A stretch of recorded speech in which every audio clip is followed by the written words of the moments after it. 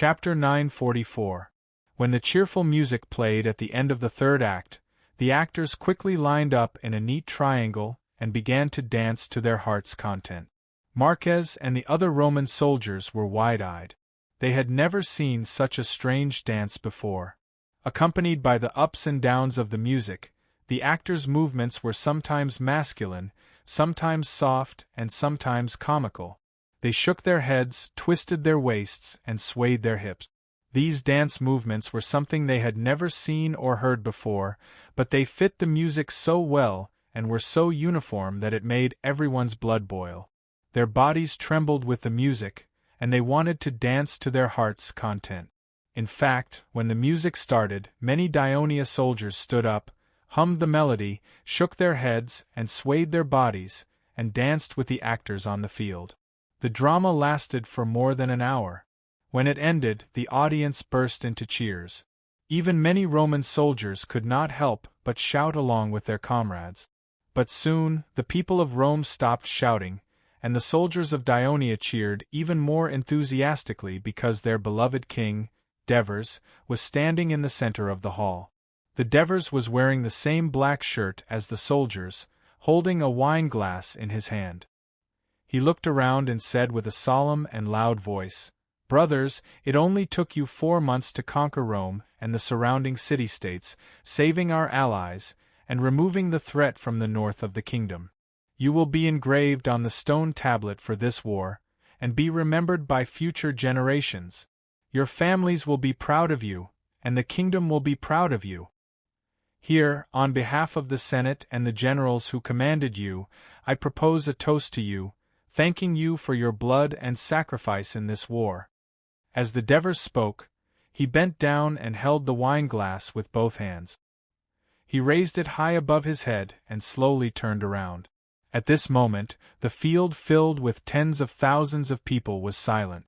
Only the sea breeze could be heard. The Devers stood up again and shouted, "This glass of wine is for you, the heroes of the kingdom. Cheers!" The field was suddenly filled with thunder. "Cheers, Your Majesty!" The Dionia soldiers all raised their wine glasses and shouted excitedly. Some of them even shed tears. Devers gulped it down in one gulp and wiped the wine stains from the corner of his mouth. He stretched out his hand and gestured for the crowd to quiet down. "Then," he said loudly, "was the play I just performed good? Beautiful. Next, I'll also perform something for you, okay? Good." The soldiers shouted excitedly. "This is a song I wrote for you." After Devers said this, the soldiers became even more excited and expectant. Devers coughed twice, and the entire venue quietened down. "We are soldiers of the Legion of Dionysia, brave warriors who defend the safety of the kingdom. Take up my dear shield and lance." He rushed to the battlefield without hesitation. My parents were reluctant to see us off. The ardent expectations of his wife and children at home. With our longing, we rushed to the battlefield and won glory to share with them. We are soldiers of the Legion of Dionia. Devers had been preparing this song for a while. The original song came from the famous Soviet song Katyusha in his previous life. The melody was simple and beautiful, the rhythm was light, and there was a hint of romance in the heroic. It was very suitable for the soldiers to sing during marching and fighting.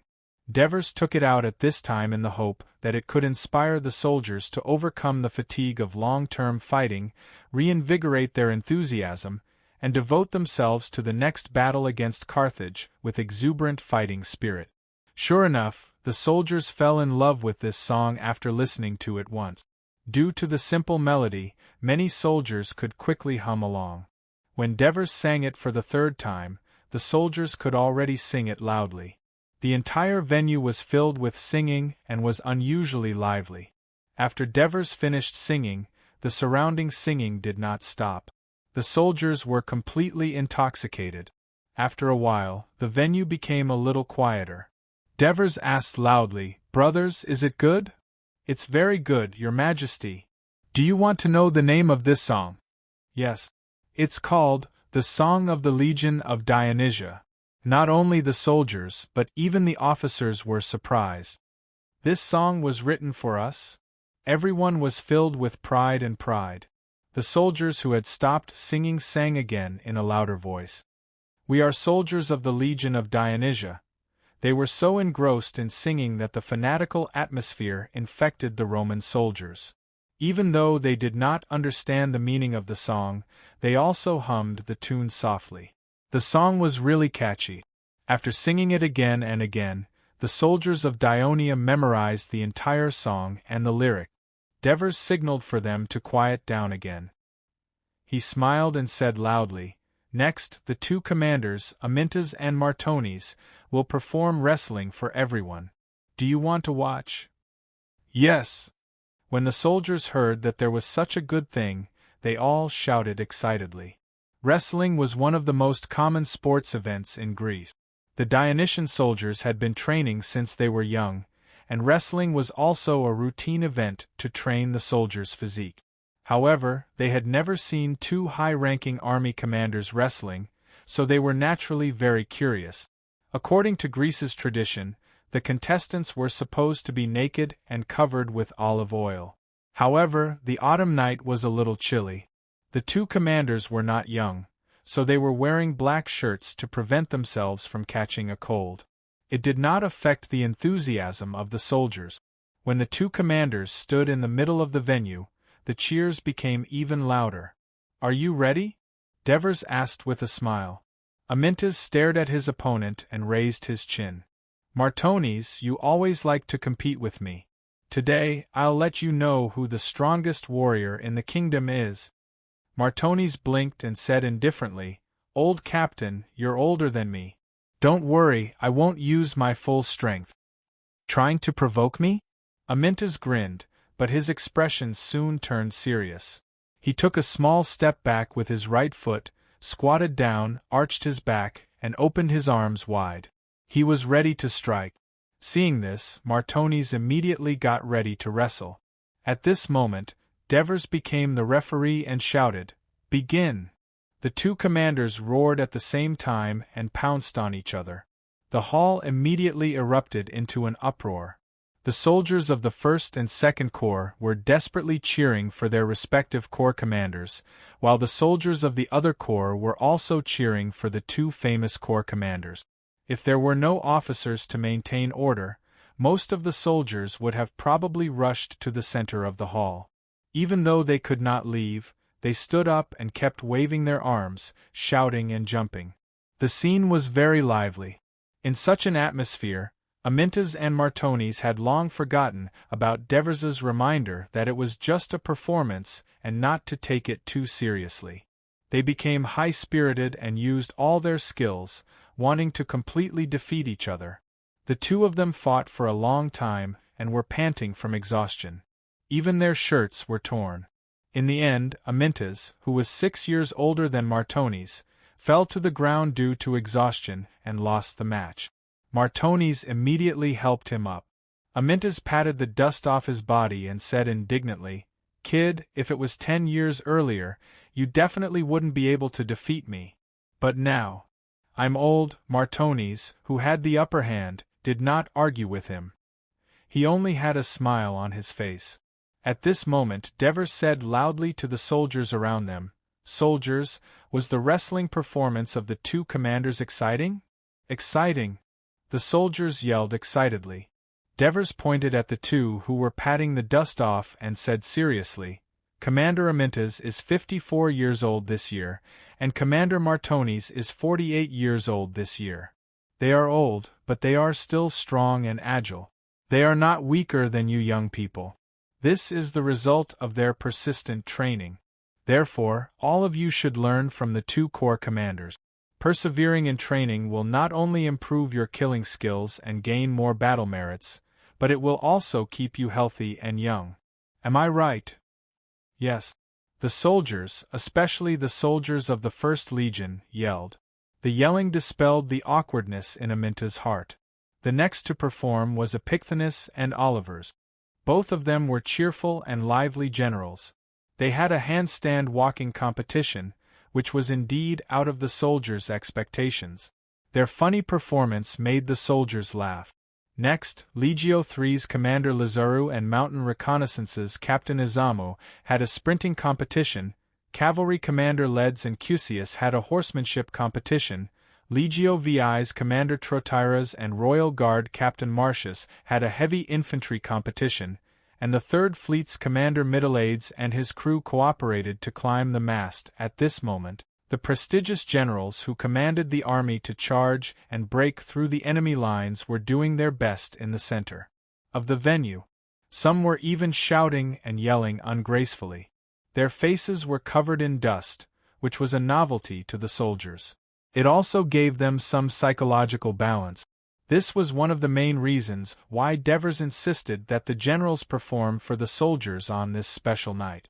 However, for the soldiers of Rome's reserve brigade and the noble soldiers of Rome who had surrendered, although they were surprised that the Daionia generals did not put on airs and mingled with the soldiers, they were not as excited as the Daionia soldiers. After all, they were not familiar with the Daionia generals and did not have a deep impression of them. That was until Sextus stood in the center of the venue. Chapter 945. The Roman soldiers who had been quiet all this while began to cheer, accompanied by the curses of the Roman noble soldiers. The Roman nobles still believed that the defeat of Rome was inseparable from the surrender of Rome's civilian soldiers to Daionia and their rebellion against them. As the leader of Rome's civilian soldiers, Sextus was naturally the biggest traitor. Sextus turned a deaf ear to the curses. He signaled the 10 Roman soldiers behind him to get ready. He then took a deep breath and led them to sing loudly, "O river Tiber, you are the mother of the Romans. You have held Rome in your arms for hundreds of years, and you have selflessly given us the sweetness of love." Marquez was stunned when he heard the familiar song. He subconsciously hummed along, but his eyes slowly turned red. "O river Tiber" was an old song that the Romans could sing since they were young. However, when it rang out at this time and place, it brought a different kind of bitterness to the Roman noble soldiers who were about to leave Rome to live in a foreign land. The curses became softer, but the song became louder. The mellow and lyrical song echoed in the wilderness, mixed with the faint sound of sobbing. "Look, the swollen river is roaring, the lone wolf is howling on the Capitoline mountain, the Romans are plowing the land touched by the river Tiber, hard but happy." Marquez sang emotionally. Suddenly, he saw the Daionia soldiers around him clapping their hands and humming along. "It's a beautiful song, isn't it?" The captain raised his glass and smiled at him in a friendly manner. The Daionia soldiers around each campfire raised their glasses to the Roman soldiers. That night, the soldiers drank and danced to their heart's content, venting their anxiety, sadness, fear, boredom, and other negative emotions from the previous war. The next morning, the senior generals led by Amyntas and Matones gathered in the military conference room of the Trine naval base. "Matones, didn't you sleep last night?" The Devers frowned as he looked at the 2nd Legion commander who was slumped on the wooden chair. "Your Majesty." Matones hurriedly propped himself up and yawned. "Last night, Amyntas forced me to drink with him. The bonfire party was already over, but he didn't stop. I was completely drunk. I didn't even know when I returned to the campsite." Hearing Matones' tactful rebuke, Amyntas glanced at him from the corner of his eyes. Puffing out his chest, he said proudly, "Brat, now you know who's old, right? Who was it that I threw to the ground yesterday?" Matones retorted, "All right, haven't you two had enough? Do you want me to give you a few more cans of wine for you to drink to your heart's content?" The Devers' expression darkened. The two immediately quieted down, but their eyes were still glaring at each other. "Last night, you two led the soldiers to have fun to your heart's content. Don't forget to thank Middleades." He arranged for the fleet infantrymen to maintain the order of the banquet and stand guard for the drunk soldiers to prevent any accidents. The Devers said solemnly. Although he only dared to hold such a large-scale bonfire party because the entire army was located in the hinterland of the kingdom, there were still some safety issues that needed to be considered. For example, if the soldiers let down their guard after the fun, would the surrendered nobles of Rome take the opportunity to make things difficult for them. Therefore, he ordered thousands of fleet infantrymen to be on standby and monitor the situation at the campsite so that they could pass the night peacefully. This also gave him more confidence in commanding these nobles of Rome. "Your Majesty, it's the responsibility of the Third Fleet to station the troops here and take care of the safety," Middleades said humbly. The Devers nodded slightly, took out a letter, and asked Henoborus to pass it to him. The Middleades opened it, and his eyes widened. "The Carthage will send a new fleet of nearly 200 warships to protect Sardinia?" The other generals were shocked when they heard this, and they rushed to pass the secret letter to each other. "What? Are you afraid?" the Devers said calmly. The Middleades smiled and said excitedly, "Your Majesty, this is great. The Third Fleet can finally fight a real naval battle." The Devers looked at him and asked seriously, "The Carthage have nearly 200 warships, and the Third Fleet only has 150. Are you confident in defeating them?" "Of course," the Middleades replied without hesitation. "Although the Carthage have many warships, they are still using traditional naval tactics. Many naval battles in the past have shown that our naval tactics have a great advantage. Moreover, the Carthage has formed a new fleet so quickly, and they haven't even gone through a period of running in before they were hurriedly sent to the battlefield. When it comes to a real battle, whether their warships can cooperate well with each other is a problem. Also, according to tradition, the newly built warships need to go through a period of sea trials and repairs before their quality can be guaranteed. The new warships of the Carthage have obviously not gone through strict tests, and problems are likely to occur in intense battles." After hearing this, the Devers turned to ask Tormod, "How's the situation with our newly built warships?" 2 days ago, the Ministry of Military Affairs sent a message saying that 26 warships have been built in Thurii, 23 in Tarentum, 20 in Brindisi, 15 in Crotone, 17 in Trine. So far, the kingdom has built 213 three-deck or warships and is undergoing sea tests. According to the normal procedures, they will be put into use by the end of this month. After introducing the situation of the new warships smoothly, Tormod asked, "Your Majesty, do we need to put these warships into service in advance?" The Devers shook his head.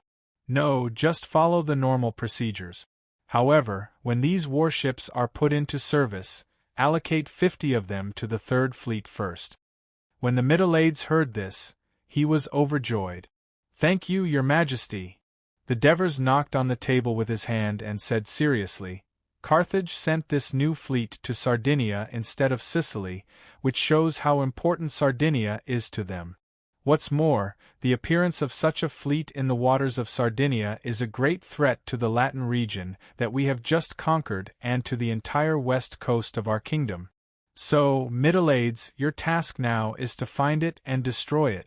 Then continue to attack the coast of Sardinia and cut off the connection between Sardinia and Carthage.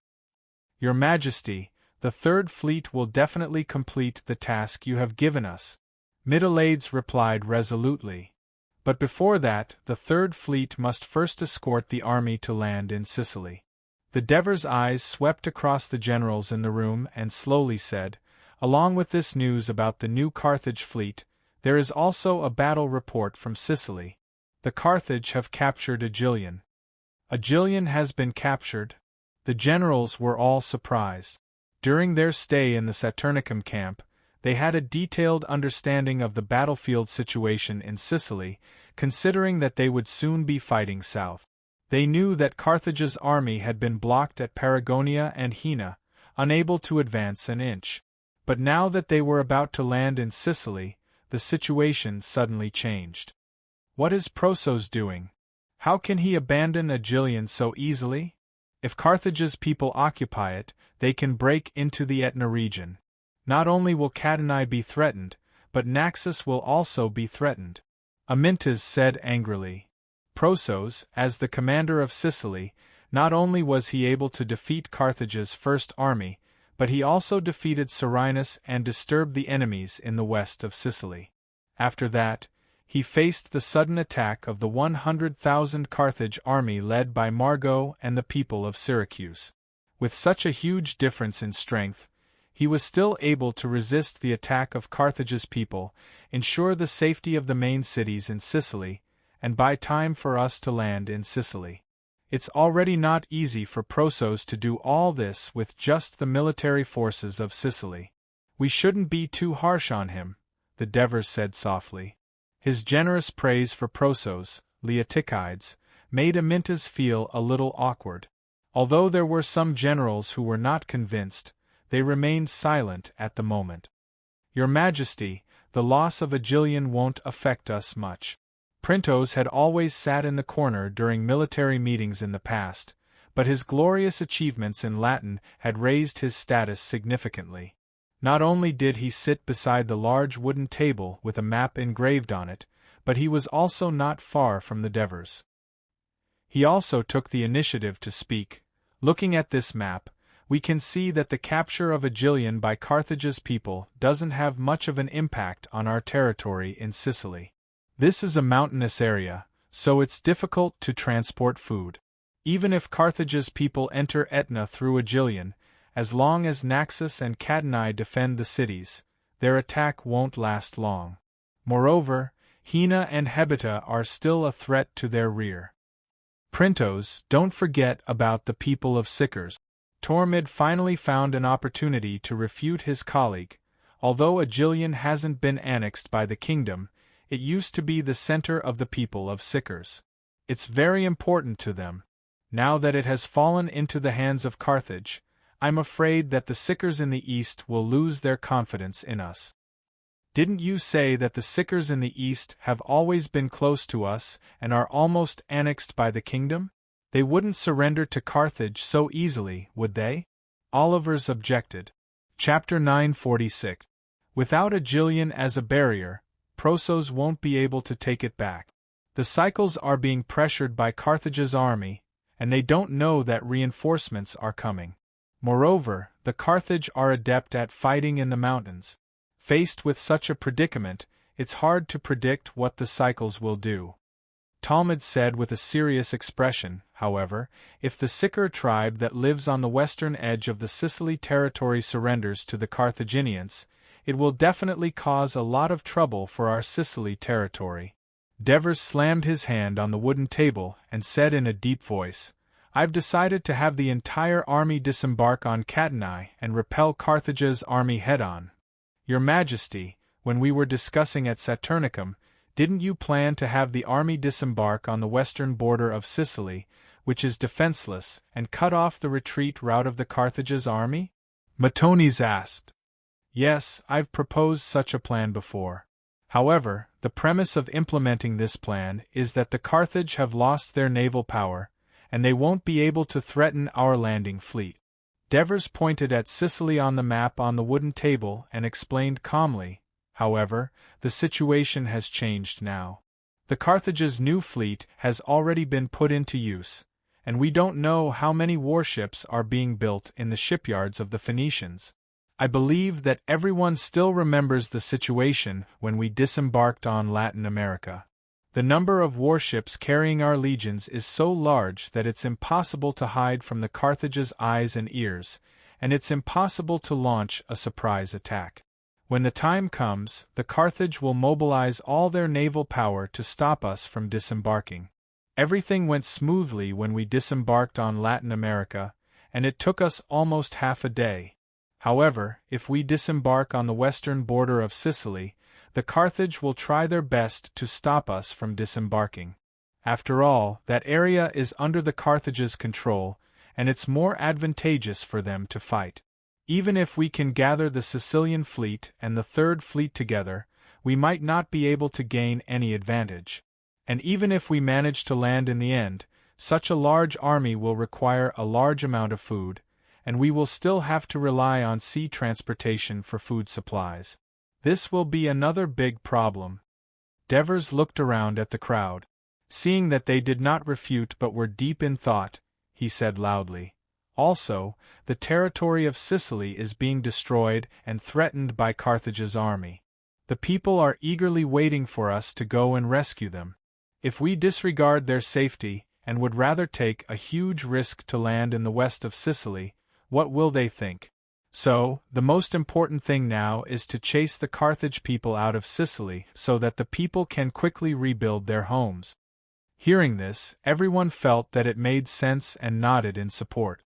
Your Majesty, the plan to send the entire army to the west of Sicily has been cancelled, but we can send 1 or 2 legions, Epitones interjected. Devers glanced at him and said, "This problem will not be discussed today. 3 days ago, the Ministry of Military Affairs has informed the reserve soldiers of each city to gather at the military camp of Silatina. Your task in the next 2 days is to replenish them into your legions as soon as possible. 2 days later, we will set off for Catani." "What about the Rome soldiers who have surrendered?" Amyntas asked. Devers had already thought about it and said, "Keep them in their respective teams, and each team will have 1 more Rome soldier. With the addition of the reserve soldiers, the proportion of Rome soldiers in the army will be diluted. I think this will be more conducive to the stability of the troops, and it will also be more beneficial for these Rome soldiers to integrate into the army. Lord Mara, look!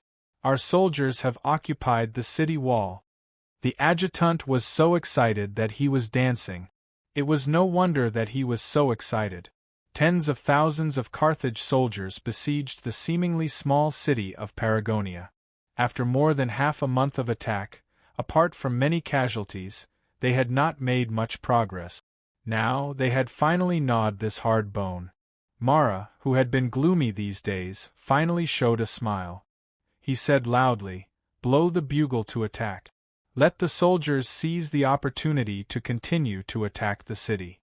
Break the second wall of the Dionia and kill all the Dionia people in the city." "Yes." "Woo." Margot listened to the loud bugle and watched as hundreds of soldiers swarmed into the city of Paragonia.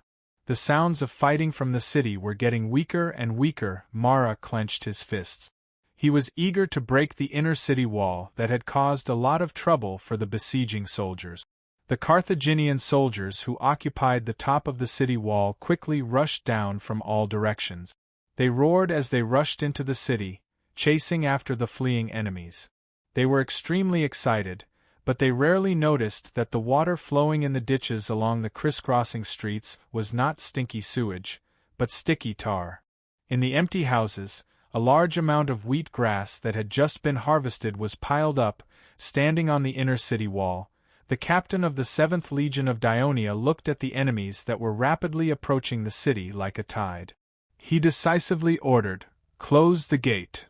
Captain, there are still many brothers retreating to the inner city. They will arrive soon. Wait a little longer. Wait a little longer." The commander of the 7th Legion on the side pleaded anxiously. Gritting his teeth, Temenides hardened his heart and said, "It's too late. Before they reach the city wall, the Carthage people will rush into the inner city. By then, everything we have worked hard to arrange will be in vain." At this point, he raised his voice and shouted, "Close the gate." After giving this order, he then raised his right arm and waved it down. "Fire arrows!" More than a dozen arrows were shot into the ditch under the city wall, and immediately a circle of flames rose, and quickly spread out along the connected ditch. "Captain, here." The guard handed the wet linen to Temenides. Temenides looked around at the soldiers who had already covered themselves with linen, took it and covered his mouth and nose with it. Not long after, the entire outer city had become a sea of fire. The Carthage soldiers who had been advancing aggressively now panicked and wanted to retreat, but the narrow streets and crowded crowds made it impossible for them to do so. So, as they pushed and shoved each other frantically, and even killed each other, flames and thick smoke shrouded them in the sea of fire in the outer city. Shrill screams could be heard everywhere. Among these screams, there must be the Dionia soldiers who had not retreated into the inner city in time. Temenides closed his eyes in pain, holding onto the battlements, and slowly knelt down, silently chanting in his heart, "O great Hades! You are the protector of the kingdom of Dionia, You are the just and strict ruler of the underworld.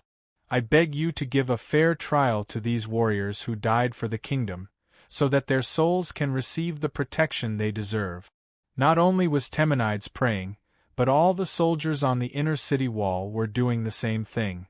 Even though the solid wall blocked the fire from spreading, the rolling heat waves were suffocating, but everyone remained kneeling, facing the burning sea of fire and praying devoutly.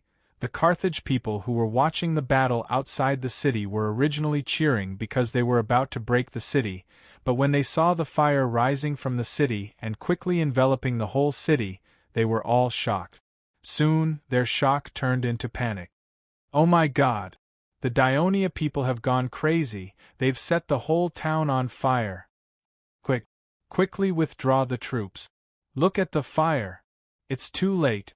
The soldiers are desperately rushing in to gain merit, blocking all the city gates. This is not something that can be withdrawn in a short time." Victory was so close, but it turned into despair in the blink of an eye. Margot suddenly felt suffocated, and he had nowhere to vent his anger. He immediately snatched a spear from a guard and threw it at a Namibian soldier who had just escaped from Fire City and was fleeing in this direction in a panic. The spear pierced his chest. Margot looked around at the soldiers with a ferocious face and roared, "All of you, shut up!" His entourage suddenly fell silent. In the evening, Pamilka walked into the tent of the Carthage barrack. Margot, who had a face full of resentment and was unapproachable during the day, was now munching on the cooked lamb leg with a calm expression. Seeing Pamilka come in, he picked up the half-eaten leg of lamb and said, "Agrigento's lamb is really delicious, would you like a piece?" "Thank you, I've already had dinner." Pamilka pulled a wooden chair, sat opposite him and asked softly, "Next, what's your plan?" "What do you mean?" Margot looked at him and asked rhetorically. "Lord Margot, the Dionia people have burned the entire outer city of Paragonia, and we have suffered heavy losses. According to the statistics that have just come in, nearly 2,000 soldiers have been burned to death, and more than 2,000 soldiers have been burned. Since we besieged Paragonia, the number of dead and injured soldiers has reached 7,000. As Pamilka continued to state the facts, his originally calm tone became heavy. "We can't do anything to a small Paragonia, let alone the Dionia barracks, Leontini, and Catanai, which are larger and have more soldiers. We can't go on like this. Otherwise, when Dionia's reinforcements arrive, I'm afraid we won't have enough strength to fight them head-on." "What the hell are you trying to say?" Margot's face darkened and he asked impatiently. "I believe you have received news from Sardinia, a huge fleet of Dionia carrying soldiers from Latin to the south to Trine. I'm afraid that the Dionia people have won the war with Rome, and their army is about to land in Sicily. Should we temporarily stop the attack on Catanai and fully prepare to fight the main force of Dionia?" Literature Museum. Chapter 947. Stop attacking Catanai? Margot's face was full of hatred as he said angrily, "Don't forget, the Senate is forcing me to drive the Dionia out of Sicily within a year. Time is running out, so I need to strengthen the attack." "We can't attack anymore, Lord Margot," Pamilka hurriedly advised. "I will write to the Senate and explain to them in detail why we should stop the attack. It's no use, Hanno and the others will not listen to your explanation." Margot sneered disapprovingly. Pamilka, however, heard a hint of loosening in Margot's words. He then said, "But Lord Esiaruba will support me, and there's also Preta Cuba." Hearing this, Margot put down the leg of lamb in his hand and said indifferently, "Well, as you said, let's retreat to the west first." Pamilka did not expect Margot, who had always been stubborn, to agree so readily. For a moment, he was a little stunned. Of course, he did not know that Margot had already felt a little uneasy after the failed attack on Paragonia. He had already realized that whether it was Serenus or Paragonia, the Dionia had shown a terrible defensive ability. The Carthage army with many cavalry, especially the Iberian army, had given up their expertise in fighting in the wild and in the mountains, and carried out one cruel siege after another.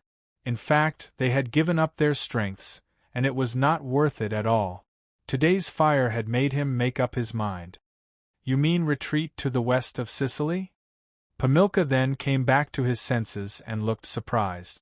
He just suggested to stop the attack, but he did not think of completely giving up the achievements of the past few months. There's nothing we can do about it. Margot did not hide the hatred in his eyes. He slammed his fist on the table. We are deep in the east, and the transportation line is quite long.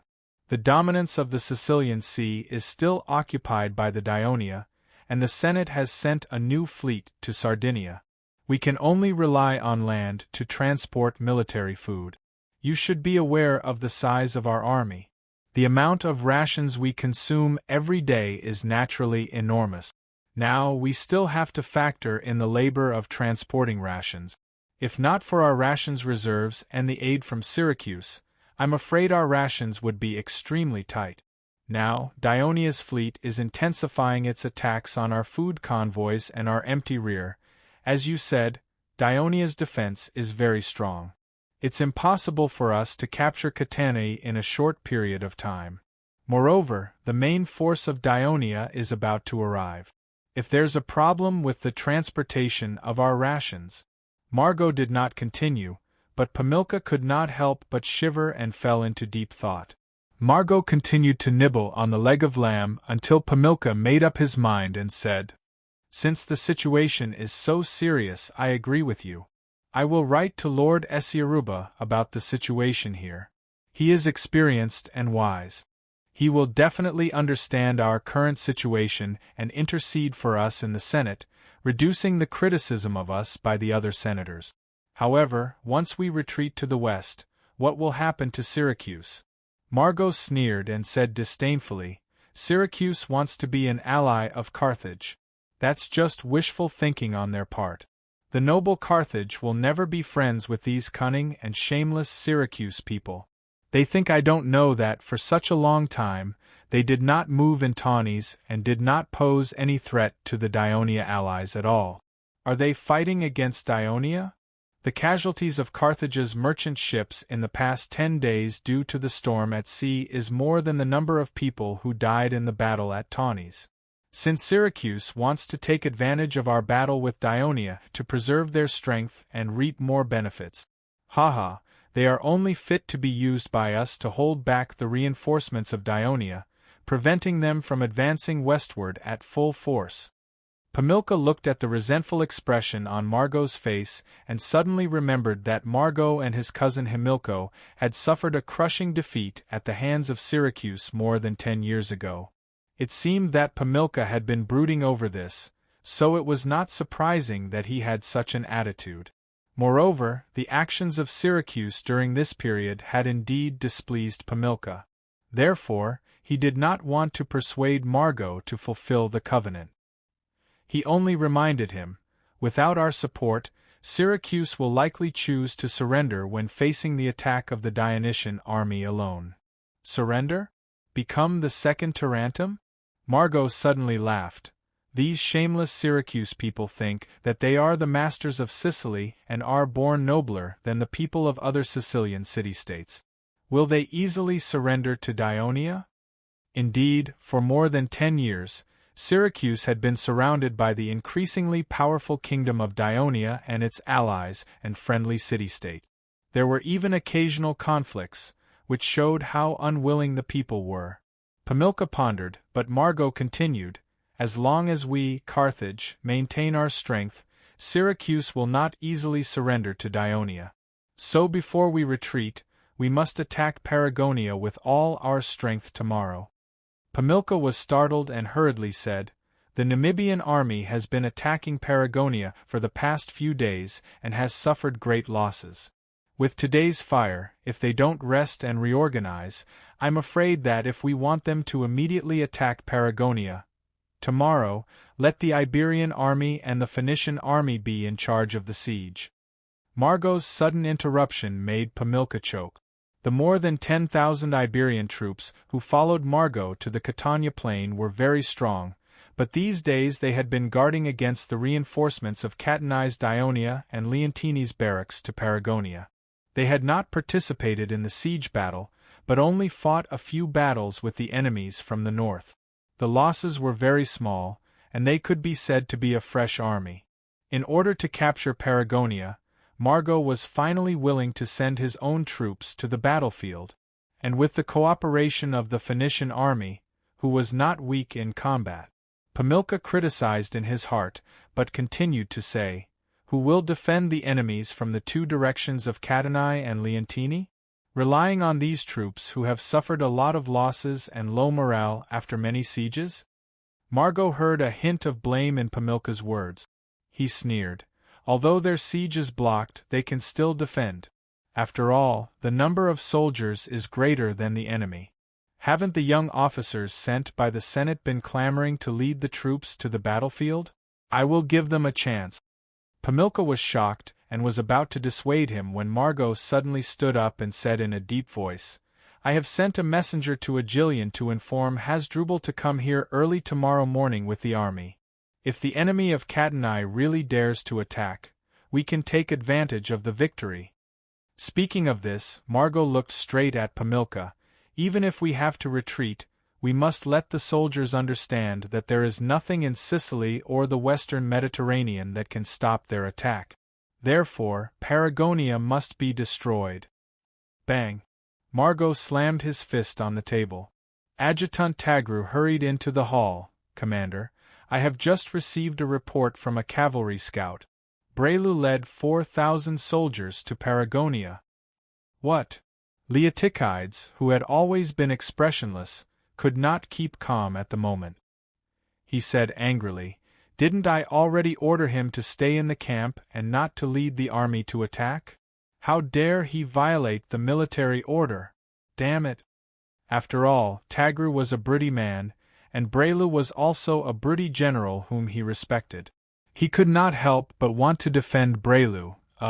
Maybe it is because Carthage did not rest after the fire at Paragonia and launched a fierce attack on Paragonia today. Brelu is probably worried that Paragonia will be difficult to defend, so he sent troops to disturb the Carthage people and make them not dare to attack the city with all their strength. Although he led few soldiers, he led several attacks these days and was able to return safely. I believe there will be no problem this time." "Stupid," Leotychides said coldly. "In the past, Carthage's cavalry was stationed in the south, and it was difficult for our cavalry scouts to find out the situation at Paragonia. But this time we can easily get it. What does this mean? Moreover, because we burned the weeds on the Catania plains, Carthage's cavalry has been less deep into the hinterland of the plains. Today, a large number of Carthage's cavalry ran to the west of Catania, cutting off our communication with Hina, and we can't find out the enemy's movements in Aegilion. What does this mean?" With Leotychides' hint, Tagru thought for a moment and was immediately shocked. This is a trap? Brelu is in danger. Commander, you should lead troops to save them." Leotychides' face was livid and he did not respond. 2 days later, in the same hall, Leotychides, Tagru and a few others were no longer there. Amintas, Matones, Lazuru Olivers, Trotyras, Brelu and Leotychides, the 3 cavalry commanders, Leds, Cusius and Acidames, the commander of the Sicilian fleet, Cyprian, the commander of the mountain scouts, Izamu, the 2 advisers, Tormid and Printos, and the governor of Sicily, Cypros. The hall was packed to the brim. In the middle of the shining star sat the king of Dionia, Devers. Chapter 948. In the past, even in an important military conference like this, the atmosphere would still be lively to ensure that everyone could express their opinions without restraint. But today, the atmosphere of the conference was quite solemn, and even the coughing was suppressed as much as possible. Only Brera's voice echoed clearly in the hall. The commander in his 50s was standing in the middle of the hall, his head lowered in dejection, and his face expressionless as he recounted the battle 2 days ago. Brera led 4,000 soldiers to reinforce Paragonia. Although they initially defeated the enemies who tried to stop them, it did not take long for them to be surrounded by the Iberian army that rushed over from Aegilion. He urgently arranged the army into a circular formation and tenaciously defended. The battle lasted for more than 40 minutes, and when it seemed that they could not hold on any longer, Leotychides arrived with 10,000 soldiers, but they were soon surrounded by Carthage's army. After fighting for a while, Carthage's attack on them suddenly weakened. Later, they found out that it was because their ally Leotychides had also sent 4,000 reinforcements. Taking advantage of the fact that Carthage's defensive troops were attracted to the north to fight the Dionia reinforcements, they quickly attacked Carthage's siege troops from the east. Carthage, who received the news, hurriedly sent troops to intercept them, thus giving the Dionysian army a chance to breathe, allowing them to persevere in the battle until evening. Cypros saw that the troops that went out of the city had not returned for a long time, and he decisively ordered the defending general to follow the plan that Leotychides had prepared for contingencies. He led the second wave of 6,000 reinforcements formed by most of the remaining troops in Catanae and the new barracks to rush to the battlefield and attack the Iberian army, causing a certain amount of chaos. Leotychides took the opportunity to issue an order to break out of the encirclement. Due to the darkness, the power of the Carthage cavalry was greatly reduced, allowing the Dionysian army to finally retreat to Catanae. After listening to Bream's account, Devers's face was still solemn. He turned to Leotychides beside him and asked, "Is what he said true?" As the commander of a theater of operations, his rank was higher than that of a legion commander. Therefore, Leotychides, the junior high-ranking general of Dionia, sat at the head of the table with Cyprilos, the governor of Sicily, and Sicilian, the commander of the Sicilian fleet. Facing the strange gazes of the other generals, his expression did not change. He answered indifferently, "True." Devers then asked, "How many casualties were there?" Leotychides thought for a moment and said, "As of yesterday, a total of about 6,000 soldiers have not returned." Everyone's heart trembled. Devers sighed. 6,000 people. Perhaps more than half of them were only injured, but because of your defeat, they became Carthage's captives. At this point, he looked at Breru with a sharp gaze. "Tell me, why did you disobey orders and lead the army out on your own?" Breru moved his lips but did not answer in the end. Devers stared at him for a while without blinking. His right hand began to tap on the back of the chair. He said coldly, "As a legion commander, you may have thought that it was necessary to rescue the legionnaires who were alone in the city of Paragonia. Perhaps the previous few attacks were relatively smooth, so you were confident that you would succeed this time too. Therefore, you ignored the orders of your superiors, ignored the abnormal changes on the battlefield, and rashly led the army out on your own. Not only did you put the 7th Legion in a dangerous situation, but you also forced Prososus to lead the army out to rescue you. Because as a new commander, if he did not move and let you and the soldiers of the 7th Legion die on the battlefield, even if he had a reason, it would be a stain on his military career. Not only would it make his colleagues unhappy, he would also have to endure the abuse of the citizens, and I'm afraid that he would not be able to stand in the army in the future." Hearing this, Leotychides was a little touched. Not only did the king of Devers fully understand his situation at that time, but he also explained to the generals on his behalf why he had to take the risk of leaving the city to rescue Breru, because these were things that Leotychides could not say directly.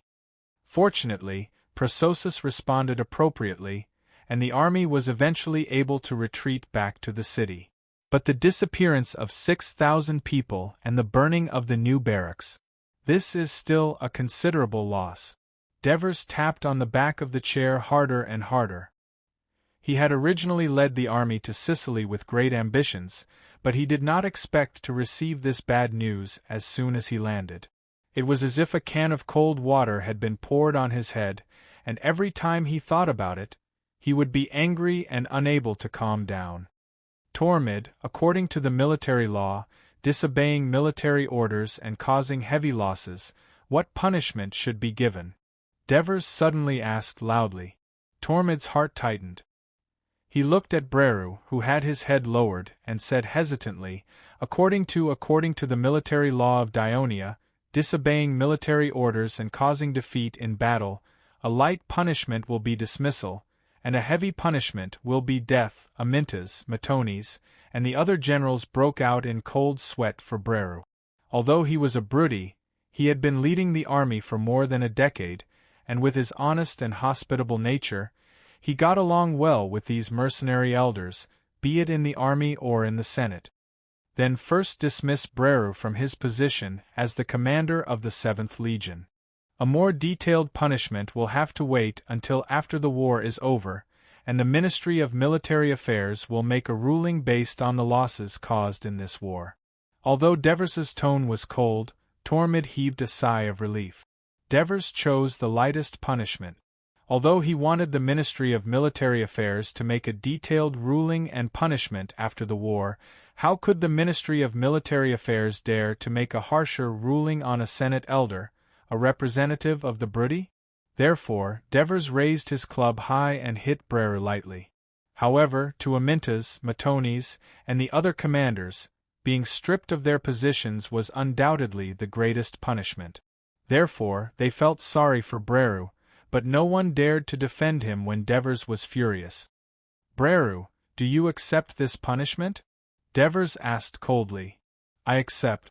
Breru raised his head, gritted his teeth, and said, But I beg your majesty to allow me to continue to participate in the war against the Carthage, as a soldier.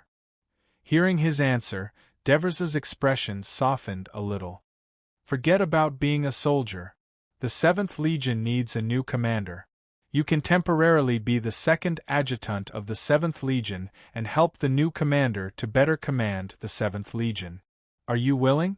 Although Breru was a little disappointed to be demoted from a commander to a 2nd adjutant with no real power, to be able to continue fighting with the soldiers of the 7th Legion was already an extravagant hope for him now.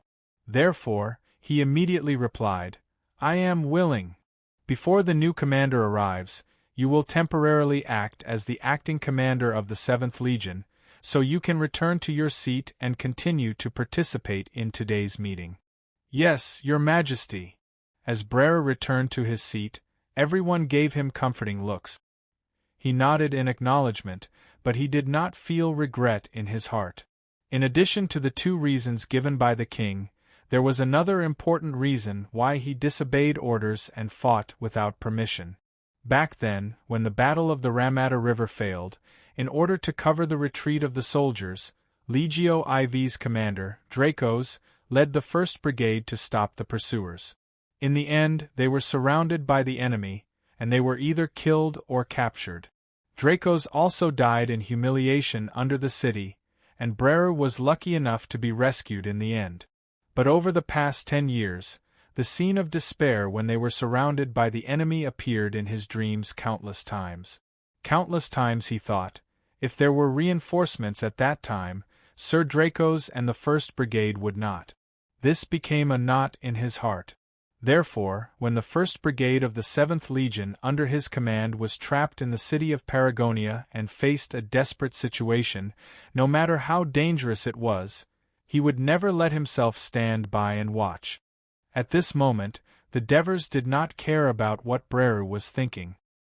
He looked around at the crowd with a serious expression and said in a cold voice, Everyone, in the upcoming war between us and Carthage, the winner will become the overlord of the Western Mediterranean, gaining vast lands and more wealth, while the loser will not only be greatly weakened, but may even face annihilation. Therefore, whether it is Carthage or us, Dionia, we have to go all out. This will be a long and costly war.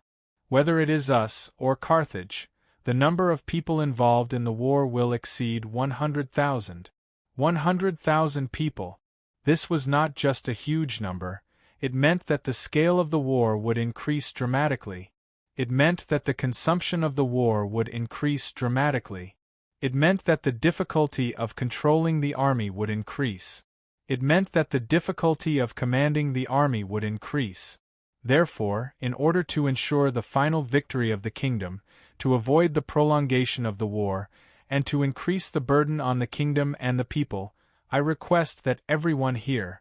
The Devers's sharp gaze swept across the faces of the generals with distinctive personalities such as Aminta's and Martoni's, and he suddenly raised his voice.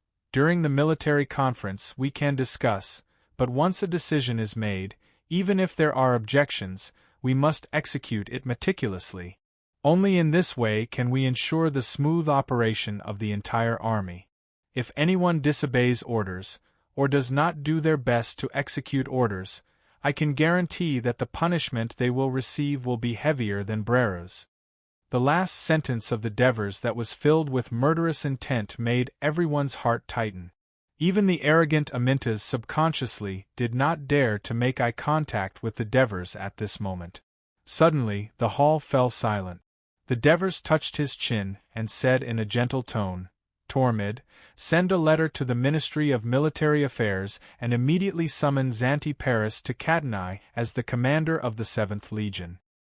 He has worked hard to establish the Lucania Reserve Legion, and previously defeated the Simonians in Campania.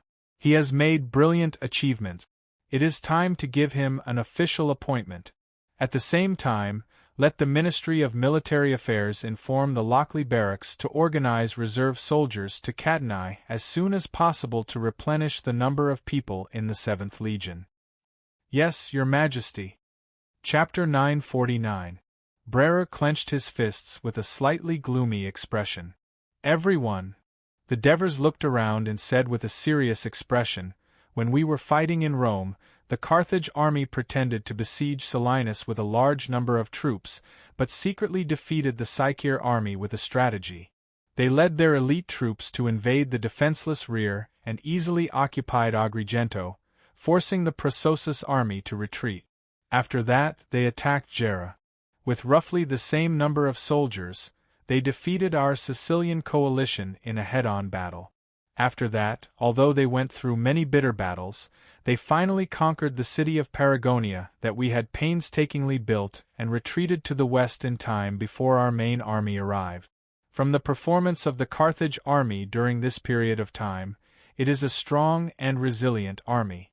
Their commander, Margot, is not only decisive and ruthless, but he also does not lack intelligence. Therefore, they will be a strong opponent for us." Amintas, Matones, Lazaru, and the other high-ranking generals heard this, and their expressions were also solemn, but their eyes were bursting with fighting spirit. The Devers saw this and felt gratified. He said loudly again, however, "The Carthage army has gone through many bitter battles. Not only are their soldiers tired, but they have also suffered many casualties. They have chosen to retreat to the west to rest and reorganize their troop.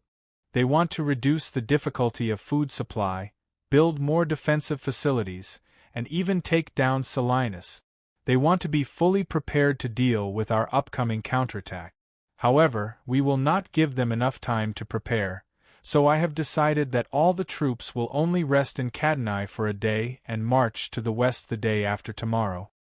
The generals heard this and immediately became spirited. "Izum." The Devers looked at the mountain reconnaissance captain and ordered, after the end of the meeting, "Send your men to the south coast and into the central mountains to investigate the movements of the Carthage army and the situation of the Sycir tribe that betrayed us. Report to me at any time." "Yes, Your Majesty." Lazaru and Epitines. The Devers continued to order, "The day after tomorrow morning, both of you will lead the Legio III and the Lucania Reserve Army to the west into the central mountains and take back Enna. Take back Capharoitian. Reconquer the Sycir tribe that rebelled against us, then wait for an opportunity to threaten the Sican people in the west and the flanks of Carthage's army. Wait for my next order." The Devers looked at the two of them, paused, and said, "Lazaru will be in charge of commanding the army, and Epicthenes will be assisting him. Any objections?" Epiphanes shrugged. "I have no objections. I will follow Lazaru's orders." It was not a lie that Epiphanes agreed so readily. It was because he did not have a strong desire for power. Otherwise, He would not have taken on any administrative duties other than attending Senate meetings after leaving his position as Legion commander. Instead, he had gained the reputation of being fond of handsome men in Turii. Moreover, the smart Epiphanes understood that the Devor's decision was not because he was biased, but because it was reasonable. After all, the Legio III was a regular army, and he was only the temporary commander of the reserve army. Of course, only Lazaru, the commander of the Legio III, could be the commander. Besides, most of the soldiers in these two armies were Lucanians, and they were more willing to follow the command of Lazaru, who was also a Lucanian. Your Majesty. Lazaru was not happy about the appointment. Instead, he said, I have a request. Lazaru said seriously, the Legio III and the Lucania Reserve Army are indeed good at fighting in the mountains, but the biggest problem in fighting in the mountains is the terrain. If the soldiers are not familiar with the terrain, they will easily fail no matter how elite they are. So, I hope that your Majesty can send us some Psykir people as guide. The Devers smiled. You and I have the same idea, but I will not only send you a few guides. As he spoke, he turned to Cyprilos, the governor of Sicily, and said, I heard that when the Carthaginian army invaded our territory, the governor of Hina, Crelu, performed outstandingly and successfully defended against the Carthaginians. Yes, your Majesty. Crelu led the Hina garrison to repel the attacks of Carthage's army several times and defended our territory. According to preliminary estimates, at least 2,000 enemies were killed, Cypros said honestly. After the meeting, I hope that you can appoint a Hina governor adjutant to take over his position temporarily. I need him to organize a Psykir army under Lazaru's command and attack the west together. I understand. I will arrange it immediately when I get back, Cypros replied. The Devers smiled and asked, Lazaru, are you satisfied with my arrangements? Lazaru originally only wanted a few guides, but he did not expect the Devers to give him an army. He could not hide the joy on his face and quickly said, This is great. Thank you, your Majesty. Amintas and Matones looked at him enviously. 2 legions and a Psykir army, Lazaru must have more than 20,000 soldiers under his command. The Devers continued, the day after tomorrow, I will lead the 1st Legion, 2nd Legion, Legio IV, 6th Legion, Rome Reserve Brigade, 1st, 2nd and 4th Cavalry Legions to the west along the south coast. Our final destination is Serenus. As for the 7th Legion and 8th Legion, the Devers looked at the commander of Sicily who was not far from him and said, Prosos will be in command. Your mission is to lead these 2 legions, as well as the allied armies of Leontini and Taunis, as well as the allied armies of Agrigento, Gela, Minoa, and other allied armies to attack Syracuse. This would also be an army of more than 20,000 soldiers. When the generals looked at this rising star of the army with complicated gazes, Leotychides maintained his poker face and only said softly, Yes. Even the Devers could not help but look at him again. He then turned to the commander of the Sicilian fleet on his right and said, Sicarian. It's the Navy's turn last, Sicarian said excitedly with a hint of complaint in his voice. Everyone's expression changed slightly. Perhaps in the Dionysian army, Sicarian was the only one who dared to speak to the king of Devers in such a tone. The Devers did not mind and said, It's precisely because the Navy's mission is the most important that we put it last. Let me ask you, how many warships are left in the Sicilian fleet? There are 70 warships that can actually fight. Among them, 23 are Raven warships, 19 are fast warships, and the rest are captured Carthage's 3-tiered ore warships. Sicarian answered seriously. The 3 fleets that fought against Carthage only had these few warships left, and 2 high-ranking navy generals had died in battle. It seemed that the navy had suffered the greatest loss in the war against Carthage, and had also exhausted the nation's resources the most. The Devers sighed in his heart, but maintained his composure and said, Let me tell you a piece of good news. Within a month, the newly built warships will be added to the Sicilian fleet. This will increase the number of warships under your command to at least 300. Sicerian was not surprised by this news. In fact, ever since he returned, he had been paying attention to the construction of warships in the kingdom. Also, it's not just this month. The newly built warships will be added to the Sicilian fleet one after another until the war ends.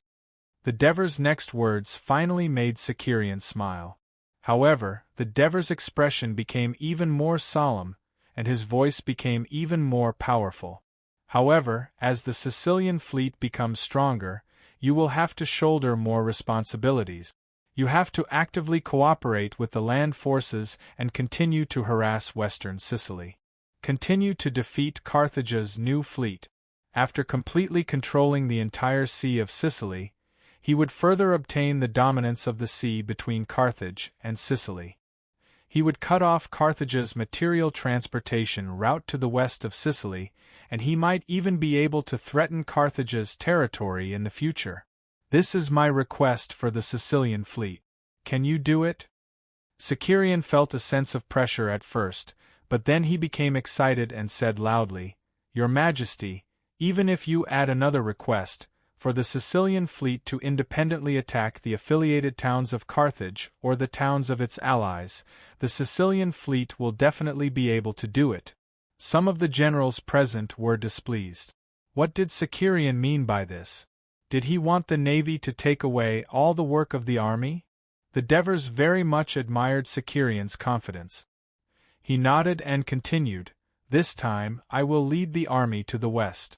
You will also lead the fleet to escort the ships carrying supplies along the south coast and accompany the land forces to ensure the absolute safety of the ships when they dock, unload supplies, build camps, and so on." "Yes, Your Majesty," Sicerian replied straightforwardly. The Devers then turned to look at Cypros on his left and said seriously, "You will be very busy as the governor of Sicily. The number of soldiers participating in this war is unprecedentedly large, which means that the consumption of rations and supplies is equally shocking. Whether they can be collected and transported well, you will need to build an efficient team to ensure the supply of the army in a timely and rapid manner. This is my responsibility as the governor of Sicily. Previously, when Commander Prosos was fighting at the front, I led the officers in Catanai to ensure the supply of rations and supplies to the army under his jurisdiction. I have accumulated a lot of experience, and I believe that this time, we will be able to successfully complete the task," Cypros said confidently, "and I will maintain close contact with the Senate to ensure that the rations and supplies from all over the kingdom will be delivered to Port Catanai in a timely manner." Chapter 950. The Devers had no doubt about Cypros's ability, so he only gave him a brief reminder before he shifted his gaze to the front and said in a heavy tone, "Everyone, before we march towards Carthage's army, we and all the soldiers who are about to fight against the enemy have an important thing to do. Go to Paragonia and pay our respects to all the soldiers of the 1st Brigade of the 7th Legion and the 2 reserve brigades of Catanai who defended the city tenaciously and finally died heroically in battle." After the military conference, the Devers stayed behind to express their sincere gratitude to Cypros and Leotychides, thanking them for shouldering the heavy responsibility of defense alone when the main forces of Dionia were unable to reinforce Sicily. Not only did they successfully resist the invasion of Carthage's army, they ensured the integrity of the territory of Sicily, but they also dealt a heavy blow to Carthage's army, which greatly exceeded the Devers' expectations. In the face of the Devers' generous praise, Cypros was very humble. Lord Prosus contributed the most to Sicily being able to hold on until Your Majesty arrived. If not for his decisive attack, defeating Carthage's army in Minoa, capturing Selinus, and disrupting the entire western region, Leotychides interrupted, "If not for Lord Cypros's full support and guarantee, I would not have dared to lead the army to attack, especially when Carthage's army invaded the Catanai plains. It was all because of Lord Cypros's understanding and reassurance of the people in the city that I was able to defend Katani until today. The Devers looked at the two of them with a smile and said, "Everyone says that process is difficult to approach and not easy to deal with, but I see that both of you are working very well together." Cypros looked at Leotychides and defended him. "Your Majesty, everyone may have misunderstood. Lord Prosus is not sociable because he devotes all his energy to military research." "Of course I know that." Devers smiled, then took the opportunity to change the topic to the upcoming battle. "What do you guys think about attacking Syracuse?" After staying in Katani for so many years, Leotychides had, of course, pondered over how to attack this neighbor that had many disputes with Katani in his spare time. He even disguised himself and went south several times to secretly investigate the city defense of Syracuse. After receiving the appointment from the Devers, he had a preliminary plan of attack in his mind. Therefore, he immediately said, "Your Majesty, according to previous intelligence, Syracuse can organize at least 20,000 soldiers.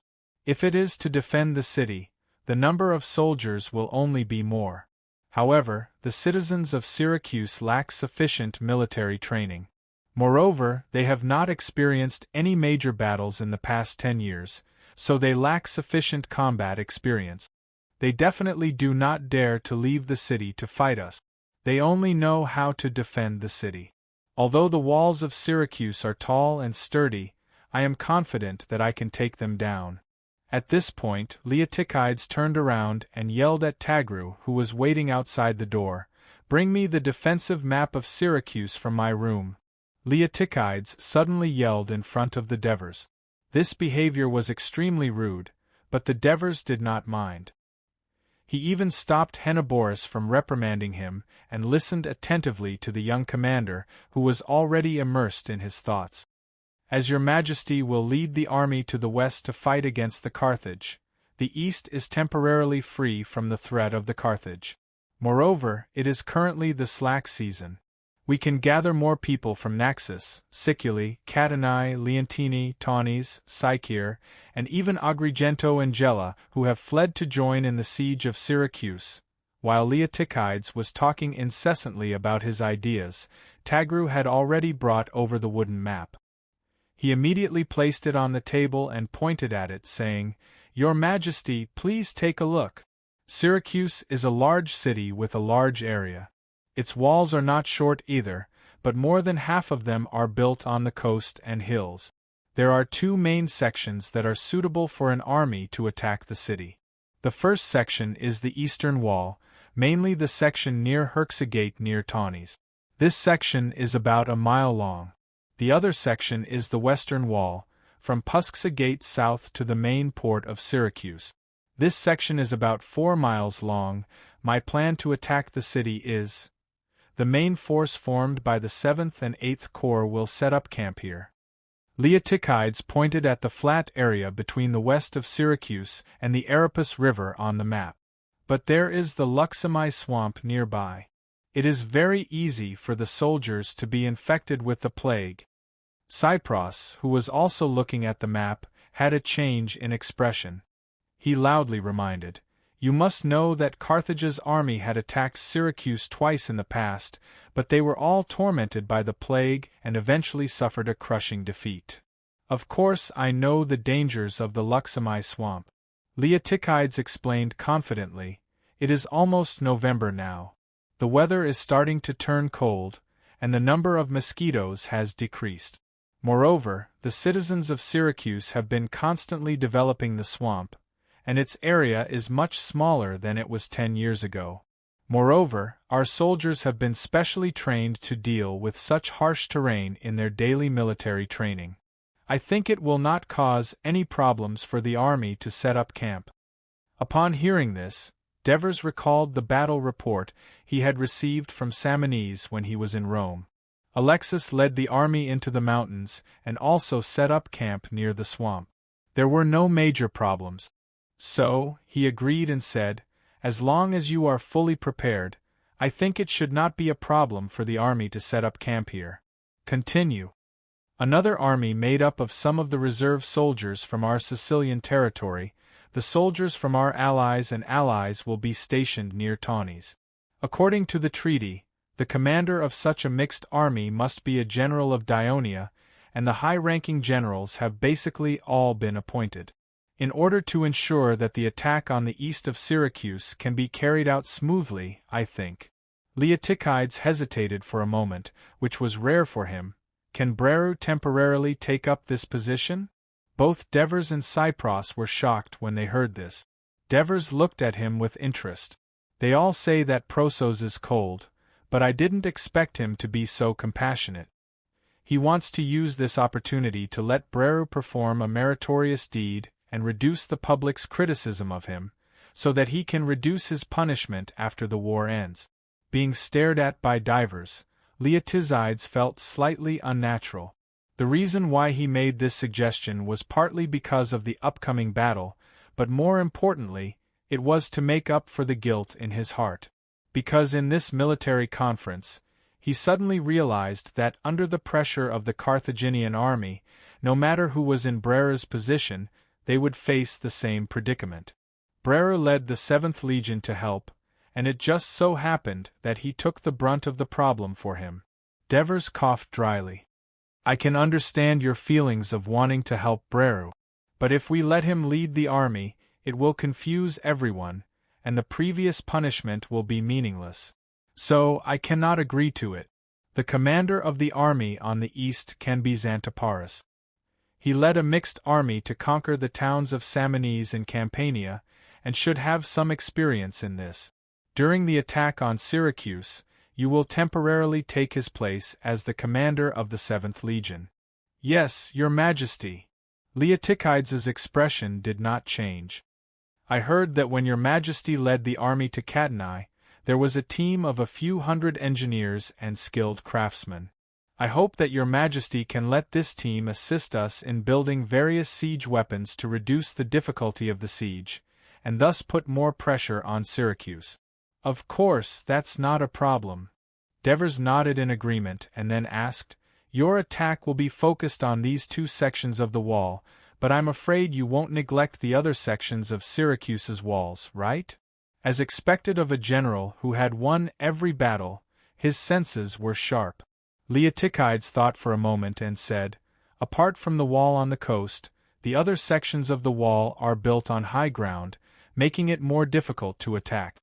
However, I'll also send soldiers to attack, distract Syracuse's forces, and confuse them. On the map, the east and west sections of Syracuse's walls were along the edge of Epole Highlands, extending diagonally to the north and finally converging, looking like a pointed hat. Leotychides pointed at the point where the walls converged, and said in a deep voice, It's said that when Athens besieged Syracuse, the people of Syracuse realized that they must not let the enemy occupy the highest point of the city, Epole Highlands. Therefore, after Dionysius became the Overlord, he mobilized the people of Syracuse to surround the entire Epole Highlands with walls, making it a part of the city. The highest point of the city is the west side of the Euryalus Peak. Dionysius called this place the key to Epole and Syracuse, which was why he built a fortress here. However, Epole was sparsely populated, and this place was even more uninhabited because it was 5 to 6 miles away from the main city of Syracuse, making transportation inconvenient. Although Dionysius believed that its location was important, no enemy had attacked this place all these years, and the people of Syracuse didn't seem to care about it. I've investigated this place a few times, and the walls on the west side of the Euryalus Peak have been in disrepair for many years. The number of sentries on the walls never exceeded 10, and most of them stayed in the fortress, rarely patrolling the entire section of the wall. It seems like they're very confident in the defense of this area. However, the west side of the Euryalus Peak isn't more than 200 meters high, and it's not difficult to climb. Chapter 951. So, you plan to have the Mountain Reconnaissance Brigade attack this section of the wall and open up a gap in the defense of Syracuse? Devers suddenly interrupted. Yes, your majesty. I hope that you can let Izum lead a portion of the mountain reconnaissance brigade to assist us in attacking the city. Leotychides took over the conversation and made a request. It seems that after the Mountain Reconnaissance Brigade's numerous military achievements in the Latin region, they are going to make a name for themselves in Sicily. I agree to have 500 soldiers of the Mountain Reconnaissance Brigade temporarily listen to your orders during the attack on Syracuse. Devers readily nodded in agreement because he felt that Leotychides' battle plan was feasible. He also reminded, Syracuse is a large city. Even if the Mountain Reconnaissance Brigade occupies the fort on the west side of Euryalus, you just said that this area is narrow and difficult to pass through. It is also remote. When the people of Syracuse receive the news, they can also use their sufficient manpower to seal off this narrow area and recapture it again. Therefore, you need to repeatedly think and deduce how to make use of this opportunity to achieve victory and ultimately occupy the entire city. You need to repeatedly think and deduce carefully to perfect your plan. Leotychides listened and fell into deep thought. Is there anything else that I can help with? Devers asked again in a serious manner. Leotychides shook his head at first, then suddenly thought of something and said, Your Majesty, I am very worried that when we break through the city of Syracuse, the Greek Cusas will firmly defend Ortygia Island. Ortygia Island is easy to defend and difficult to attack. I am afraid that it will not be able to be conquered in a short period of time. Ortygia Island. Devers subconsciously touched his chin. He vaguely remembered that in the history of his previous life, the people of Rome were obstructed by Ortygia Island. It took them a few years to finally completely conquer the city of Syracuse. Archimedes played a big role in this. He waved his hand and said, If this really happens, there is no need to forcefully attack Ortygia Island and besiege it. In fact, it was also relatively easy to besiege. As long as a wall was built on the isthmus, it could be isolated. By occupying the main city of Syracuse and its port, we have completely eliminated the potential threat that Syracuse's army and navy poses to us. By sealing off Ortygia Island for a year or two, it will eventually surrender. Your Majesty, when that time comes, I'm afraid that they won't be able to hold on for a year or two with the current population and food situation on Ortygia, Cypros interrupted with a smile. By the way, Cypros, do you have any suggestions for attacking Syracuse? Devers looked at him. Cypros said unhurriedly, Your Majesty, in the past 20 years, Syracuse has truly been conquered twice, both due to internal strife, referring to the riots that occurred in the city during the Southern Italian War that overthrew the rule of Dionysius, and a few years later, the riots that occurred in the city again drove Herolas away. I was wondering if we can think of a way to attack Syracuse in this aspect? Devers' eyes lit up. This was exactly what he wanted, so he smiled and encouraged him. Can you tell me more specifically what you think? Your Majesty, although Syracuse's strength has recovered over the past decade or so, compared to the time when Dionysius and Herolas ruled, Syracuse today lacks a powerful political figure. During peacetime, the General Executive Committee and the Council of Councils hold power in Syracuse. During times of war, the General Executive Committee plays an important role, and this committee is made up of 20 generals. According to the information I have received, it is made up of three major forces. The Democrats led by Chief General Theagenes, the centrist faction made up of former comrades of Herolas and important officials during his rule, and the Port Commoners. They each represent the interests of a portion of the people in Syracuse. Cypros, who had been the governor of Catarni for many years, had also done a lot of research on this neighbor to the south. He laid out his thoughts that he had carefully considered. Whether it was during Dionysius's reign or during Herolas's rule, the Democrats were always suppressed and were the weakest, but it was also because of this that Theagenes was able to remain as the chief general. The centrist faction is the strongest, but the situation is also the most complicated. They are all people who have benefited greatly from Herolas's rule, but some agree with Herolus's way of ruling, and some are against it, even inciting rebellions. This includes former close friends of Herolus, so they often fail to reach a consensus in the council. The Port commoners, on the other hand, Cypros paused for a moment before continuing. It was with our help that they united and formed a powerful force that played an important role in the later stages of the Southern War.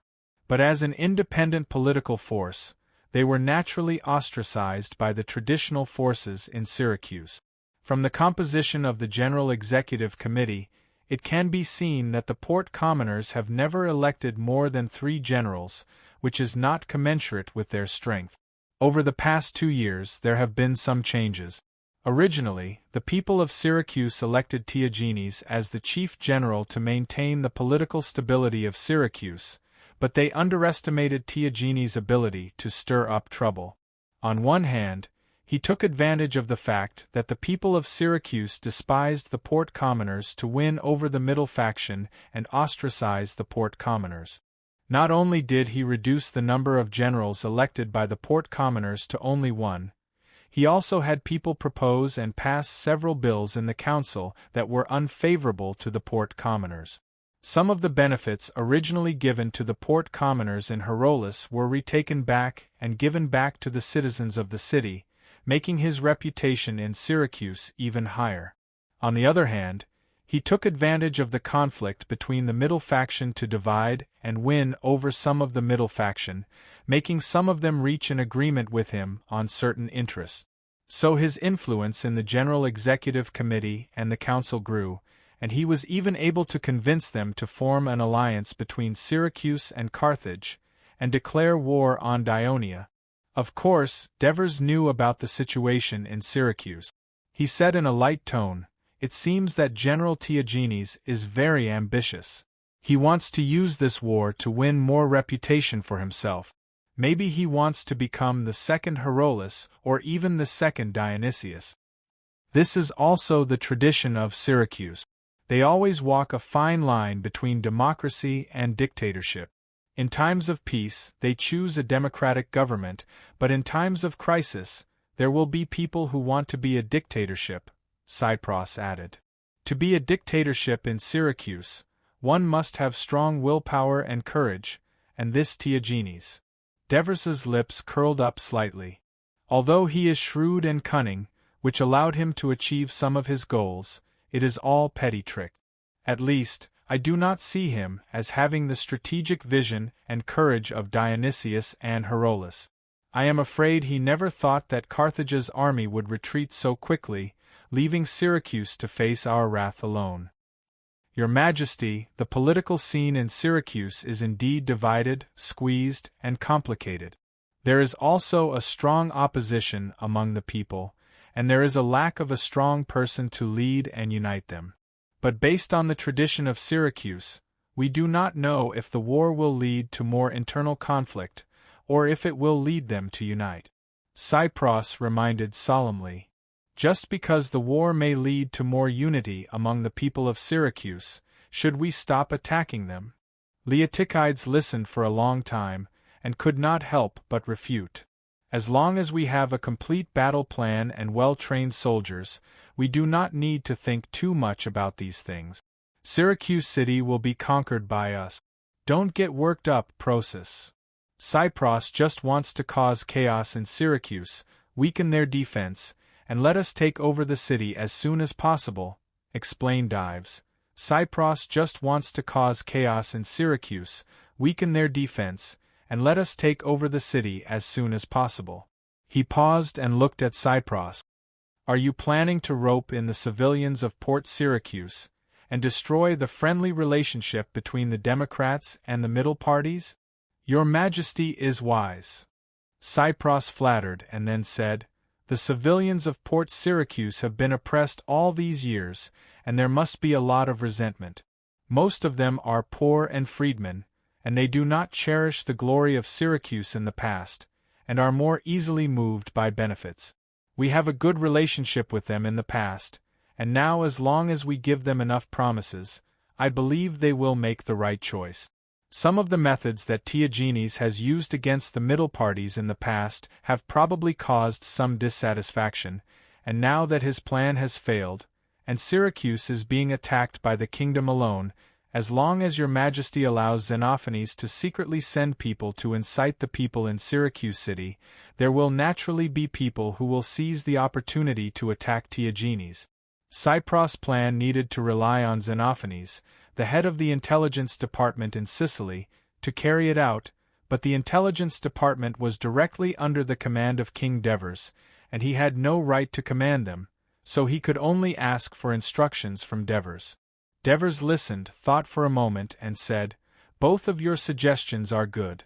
We will use political means to break the unity of the people of Syracuse, and a military attack will successfully promote us to rope in and divide the enemy, thus speeding up the conquest of Syracuse. Therefore, I have decided that the two of you and Xenophanes will form a team to target Syracuse, and Cypros will be in charge. You will discuss a perfect plan together, and coordinate with each other during the implementation until Syracuse is conquered. What do you think, Prososus?" Leotychides was a little conflicted. He did not want his military command to be interrupted, but he also knew that if this plan was successful, the time to conquer Syracuse would be greatly advanced, and he would be able to participate in the attack on Carthage's army earlier, and his wish to avenge the deaths of Paragonia's soldiers as soon as possible. He subconsciously looked at Cypros. Chapter 952. Cypros said sincerely, "Don't worry, Lord Prosoius. I will not interfere with your military command." Leotychides nodded in agreement as he had worked well with Cypros over the past few years. The Devers smiled and encouraged them. "I hope that you can continue to cooperate with Cypros in this attack on Syracuse. Capture Syracuse as soon as possible, and get rid of the hidden danger in the rear of the army. Then, lead the army to the west and meet up with me." After the conversation, the Devers left Cypros alone again. Just when Cypros thought that the Devers were going to give him advice on the political plan against Syracuse, the Devers asked in a deep voice, "How are the people in the city feeling now?" Cypros was stunned. Since the outbreak of the war, the territory of Sicily has suffered a lot of losses, especially Cadenai. Not only were their houses and fields damaged and looted, but their citizens also suffered the most casualties. They must have a lot of complaints against the kingdom, right? The Devers asked again in a deep voice with a solemn expression. Cypros had come back to his senses and understood what the Devers were worried about. He said truthfully, "Your Majesty, if the war with Carthage had broken out a few years ago, the territory of Sicily would have been in turmoil and chaos. But after the Laodicean incident, Your Majesty, you decisively dealt with a group of officials and old nobles in the territory of Sicily, readjusted the land policy, strengthened the governance of the cities in Sicily, and allowed the 8th Legion to conquer the rebellious Sycir people. The territory of Sicily has become more stable. After a few years of development, the people of Sicily have also become more loyal to the kingdom. However, even so, when the war broke out and the people learned that Carthage's army had landed in Sicily, and the kingdom did not send any reinforcements, there were still some complaints, thinking that the kingdom did not pay enough attention to the place and disregarded their safety. Fortunately, Lord Prosoius had dealt a heavy blow to Carthage's army in Minoa, and the Third Fleet had defeated Carthage's fleet in the north coast, giving the people some confidence in the war. But then a storm destroyed the Sicilian fleet, plunging the people of Cadenai into grief, as more than 5,000 sailors from Cadenai died at sea. After that, Prososus was defeated in the Battle of Gela. Carthage's army invaded the Catania plain and caused great destruction. The people were furious and lost their minds. They gathered at the city hall to protest, demanding that Prososus lead his troops out of the city and drive away the Carthage cavalry that was wreaking havoc on the plain. Fortunately, Xenophanes had his subordinates secretly guide public opinion, and the officials were also trying their best to appease them, so the situation was under control. Later, when Paragonia was burned to the ground, The people of Katani mourned for the 2,000 Katani citizens who died in battle. At the same time, many people realized that if it were not for Prososus defending the city, Katani might have suffered the same tragic fate. So some people came to the city hall to apologize. Your Majesty, I'm sorry. As you arrived in Katani a day early, most of the people in Katani were mourning their loved ones who had died in the war and had no time to organize, so the scene that greeted you at the port was a little cold. But this does not mean that the people of Katani have any opinions about you. As far as I know, they were very excited when they heard that you had led the army here, because it means that they can finally get rid of the threat of the Carthage people and can begin to rebuild their homes. They are also eager for you to avenge them. You must know that the people of the city hate the Carthage people very much. After listening, the Devers was silent for a while, and then asked softly, So far, how many people of Katani have died in the war? Including the sailors who drowned in the 2 naval battles, about 10,000 people died. In addition, more than 2,000 people were injured and could no longer fight. The Devers sighed. For this war, the people of Katani have sacrificed a lot. But now that the national treasury is tight, I'm afraid that we can't give enough compensation to the families of the deceased in a short time. How about this? Give me a list of the people who died in the war, and try to gather the families of the soldiers and sailors who died in the local council. I will be there to express my condolences and gratitude. Your Majesty, if you express your condolences to them personally, they will definitely feel very comforted. But Cypros looked troubled. The local council hall can only accommodate 400 people at most, and the number of the families of the dead and wounded is far more than 10,000, I'm afraid. Then let them enter the hall in batches, and I will express my condolences in batches.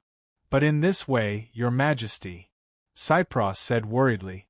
The Devers understood what he was worried about and said firmly, Don't worry about me, they have lost their families for the kingdom. There is nothing sadder than this. As long as they can get some comfort, it's nothing for me to be tired.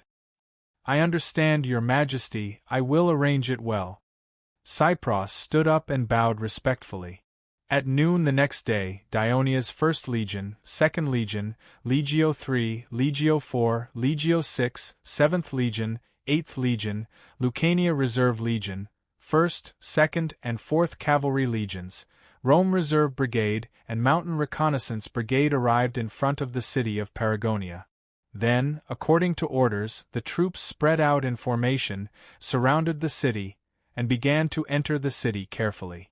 A month ago, Paragonia was a new fortress with a perfect defense system, but now it had become a ruin. The traps had been cleared, the abattis had been uprooted, the trenches had been filled, and arrows, javelins, stone bullets, swords, spears, and spears could be seen on the ground from time to time. The soil under the city had even turned blood-red, dried up, and the sturdy outer walls had become dilapidated. The soldiers did not need to go through the city gates to enter the city. But they had to be careful, because the broken walls were still falling stones and dust from time to time. After entering the city, the soldiers were shocked. There were no houses, no streets, everything had turned into ashes, and there was only scorched black in front of them. Max followed his comrades, carefully bypassing the piles of charred ruins, the lamenting voices of his comrades ringing in his ears. After a few days of frequent interaction and language stimulation, he could roughly understand a few Greek words such as fire and battle. Combined with the scene he saw outside the city, he was also shocked. What kind of tragic battle had happened here? Not long after, they came to the inner city wall, which was also in ruins, and the walls were also scorched black. After passing through the gap and entering the inner city, the ground changed from black to blood-red again. And in the center of the inner city stood a half-collapsed tower, and on the ground around the tower, there were many crossed wooden pillars. The sharp-eyed soldiers could clearly see the blood stains on the wooden pillars and the remnants of iron nails and ropes on both ends of the wooden pillars. A terrible picture suddenly appeared in their minds, and there was a commotion among the troops. At this moment, the Devers, dressed in military uniform, climbed to the top of the tower that had been urgently repaired, and there were more than a dozen telepathic messengers following him. The troops gradually quieted down, and the soldiers, under the command of the team officers, lined up in a more compact formation with the tower as the center. Max looked up at the tower like the other soldiers. This was the second time he saw the King of Dionia, but the situation was different from the situation at the bonfire party. At this time, the king looked majestic and solemn. "Citizens of Dionia." The Devers's voice was loud and full of energy, but he spoke slowly to ensure that the telepathic messengers could accurately help him to pass the message. "The land you are standing on now was guarded by the 1st Brigade of the 7th Legion and the 2 reserve brigades of Catani a month ago. There were only 3,000 soldiers in total, and the enemy they faced was Carthage's 100,000 troops. However, these brave warriors were not afraid, and repeatedly repelled the enemy's fierce attacks, resisting the Carthage army for more than 20 days. At the most dangerous time, they even risked their lives to ignite a fire in the city, giving the Carthage army a heavy blow. In the end, because the difference in military strength was too great, Carthage used the tactic of numbers to conquer the small city. But these brave warriors fought to the end, and not a single one of them surrendered, watering this land with all their blood. Hearing these words, the soldiers subconsciously lowered their heads and stared at the reddish-brown ground. In fact, not all the defenders of Paragonia died in the battle. When the inner city was breached and Carthage rushed into the tower, the few remaining Dionia soldiers who were extremely tired and wounded chose to surrender. It was just that after Carthage's men captured them, they were cruelly tortured, and the Devers here glorified all of them. The Carthage people. The fierce and cruel Carthage people. The Devers said angrily, they actually committed heinous crimes. They actually nailed the bodies of the brave warriors to the crosses. Yes, it's the wooden stakes in front of you. When the reinforcements came to clean up the battlefield, their bodies were already too horrible to look at. The soldiers under the tower were in an uproar, and voices of indignation rose.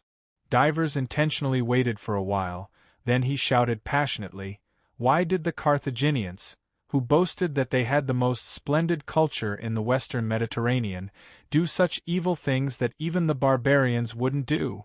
It's because our brave warriors used their flesh and blood to stop the Carthage army here for more than 20 days, destroying the Carthage people's plan to capture Catani and expel the people of the kingdom out of Sicily. It's because our brave warriors only relied on this small city to cause far more casualties than the Carthage army. It's because our brave warriors stationed here only have 3,000 people, but in the face of the attack of 100,000 people, they created such a brilliant record, which made the Carthage people panic." Chapter 953. But does the Carthage's actions allow the souls of our warriors to be desecrated? No, their sins show the glory of our warriors. The holy souls of our warriors will go to the sacred Elysee and accompany the great Hades to tour the beautiful paradise that is like spring all year round. As for this place, Divers pointed at his feet and enunciated each word forcefully, everything here will be preserved forever for the people of the kingdom to come and pay their respects. We will let them understand how brave our soldiers are, and also let them know how cruel our enemies are. And this tower will be torn down, and a statue will be built. The names of every warrior who died here will be engraved on it, and their names will be remembered in the history of the kingdom, so that future generations will know. There was another uproar under the tower, but this time, it was the soldiers who sighed with envy. "Citizens of Dionia! Soldiers of Dionia!" Divers raised his voice again, waving his arms and shouting, "You have been fighting for a year. You have won in Campania, in Dauni, in Latin, in the Samni Mountains, in western Sicily. Now, it is finally your turn to fight against the strongest and most ferocious Carthaginians. I hope you can avenge the warriors who died here, and attack the Carthage bravely and fearlessly. You will create one glorious victory after another, and become heroes in the eyes of the people. You will be enshrined in the hall of Valhalla after your death, and your names will be eulogized by future generations. Only then can we, the Dionia, win the battle against the Carthage. We, the Dionia, will win. Victory! Victory! Victory! Hearing the Devor's words, the soldiers were overwhelmed with emotions. They could not help but hit their shields with their short swords and shouted with passion. The roars of the tens of thousands of people were like rolling thunder, echoing through the devastated valley and even reaching Syracuse. At night, the city of Syracuse was quiet except for the flickering candlelight in one of the residences. Chief General Tiagenes sat alone in his study, not asleep. In fact, he could not sleep either. Some time ago, he stood his ground against the majority and insisted that the council pass a resolution to send troops to occupy Camelina. Then, he forced Paxenus to surrender, allowing Syracuse to expand its sphere of influence for the first time since the Southern Italian War. In a short period of time, his prestige in Syracuse soared. After that, he personally went to meet with Carthage's commander, Margo. Although Syracuse was at a disadvantage during the meeting and suffered some losses during the alliance, the Democrats still portrayed him as a political leader who did not fear any threats and fought for the interests of Syracuse. Therefore, when he returned to the city after the meeting, he was warmly welcomed by the people and was in the limelight for a while. According to the new alliance with Carthage, Syracuse had to attack Taunus. However, under Tiagenes' instructions, Syracuse's army played a trick. They only assumed an offensive stance and did not carry out the alliance seriously. However, what happened next was beyond Tiagenes' expectations. He originally thought that with Carthage's large army, which was not weak in combat, they were able to defeat the Dionysian army in the Battle of Gela. They should be able to sweep through Dionia's territory in Sicily. However, although Carthage's cavalry ravaged the Catania plains and Carthage's infantry broke through Aegilion, the main force of Carthage's main force attacked a small Dionia village several times but failed. They were blocked for more than 20 days, which made Tiagenes doubt the combat power of Carthage's army. Fortunately, Paragonia was finally conquered. When Tiagenes received the news, he breathed a sigh of relief and was about to continue watching the battle from the sidelines. However, he suddenly received news that Carthage's army had begun to retreat south. Tiagenes was shocked. He hurriedly climbed out of the messenger's tent and rushed to ask about it. He was told that Carthage's people had received accurate news that the main force of Dionia had conquered Rome, their enemy in the north.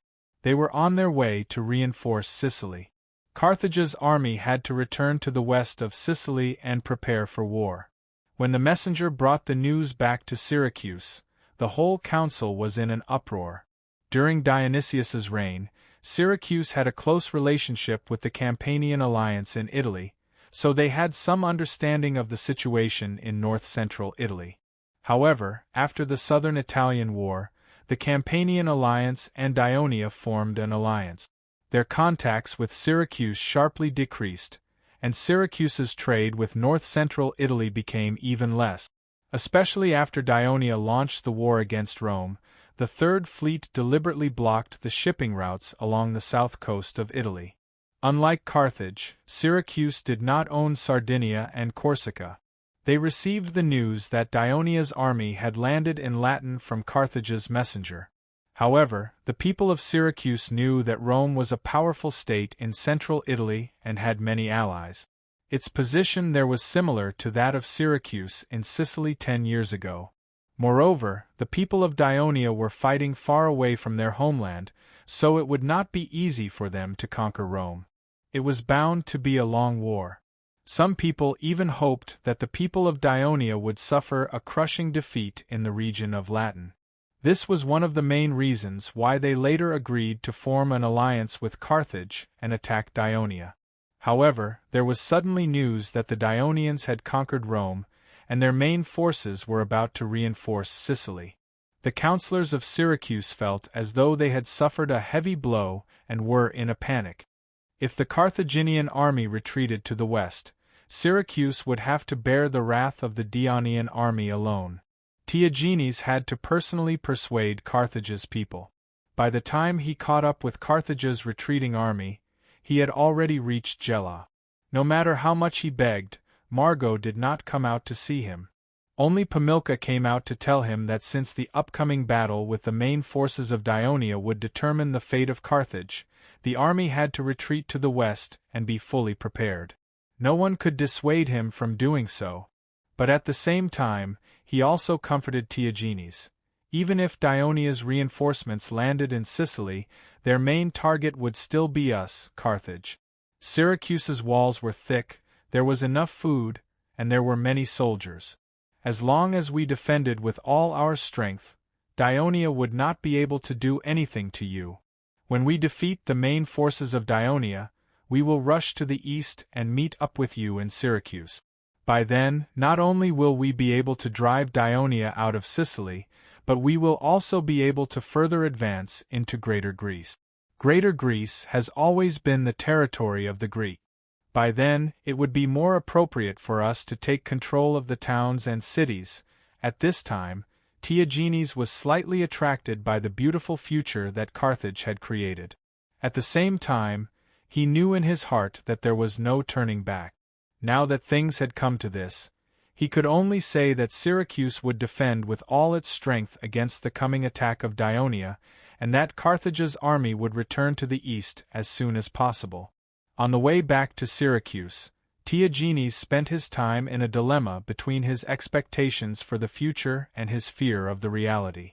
When he rushed back to Syracuse, he received a piece of bad news. Dionia's reinforcements had begun to land at the port of Catanari and the naval base of Catanari. Due to the suddenness of the incident, the Syracuse army did not completely evacuate from the camp outside Taunus city. The naval base of Catanari was only a dozen miles away from them. The sailors on the cargo ships that were transporting supplies from the camp to the port of Syracuse were surprised to see dozens of Dionia warships waiting in the north. Behind them, outside the naval base of Dionia, there were many more ships coming from the north. The fleet of Syracuse was so frightened that they quickly turned around and sailed back to the port. Upon receiving the news, the navy of Syracuse hurriedly sent a few fast ships to investigate. The result was that the Dionia ships were either transport ships full of soldiers or cargo ships full of supplies. They kept entering and leaving the naval base of Dionia until evening. The next day, the same military operation was still going on in the waters where the naval base of Dionia was located. How many reinforcements did Dionia send? The people of Syracuse panicked when they heard the news. Diogenes, who had just returned to the city, was no exception. This was especially so when they learned that Carthage's army was determined to return to the west. Many people in the council felt as if they had lost their parent. Even the general of the port's civilian faction, Chictas, shouted, "Since Carthage has abandoned us, we don't need to abide by the treaty anymore. Let's just make peace with Dionia." Chictas's words did move a small number of people, but no one dared to take the initiative to agree. After all, the reason why Syracuse joined forces with Carthage to declare war on Dionia was to restore their former hegemony. In the end, before they actually fought with Dionia, they had already taken the initiative to make peace. Most of the councillors could not accept this, nor could the majority of the citizens of Syracuse. They debated until evening. Other than evacuate all the troops besieging Taunus as soon as possible and prepare for the defense of the city, they could not think of any other concrete and effective plan to solve the current predicament. On the third day, the council continued to discuss yesterday's topic. At noon, they received an urgent report from a scout. About 50,000 well-equipped Dionia soldiers had left the city of Catanai and were marching towards the south. The councillors panicked and immediately ordered the citizens of the city to be mobilized to face the enemy. But soon, another scout reported that the Dionysian army had turned southwest and stopped in front of the ruins of Paragonia. Chapter 954. The people of Syracuse breathed a sigh of relief, but at the same time they were puzzled. What was Dionia up to? Not long after, another scout came to report. Dionia was holding a pledge ceremony, and their roar of revenge could even be heard by the people living at the northwestern border outside the city. The counselors immediately became nervous again. At this time, Theagenes finally made a suggestion. Everyone, Carthage's army has breached the small city of Paragonia and killed all the Dionia soldiers in the city. Coupled with the previous invasion of the Catania plains and the wanton destruction, it will definitely enrage Dionia's reinforcements. They are the real target of Dionia's revenge.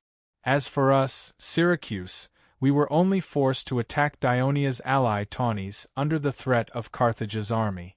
However, we remembered our past friendship with Dionia and never attacked with full force, so Taunis is still safe and has not suffered many casualties. Now we should thank Dionia's reinforcements for forcing Carthage's army to retreat.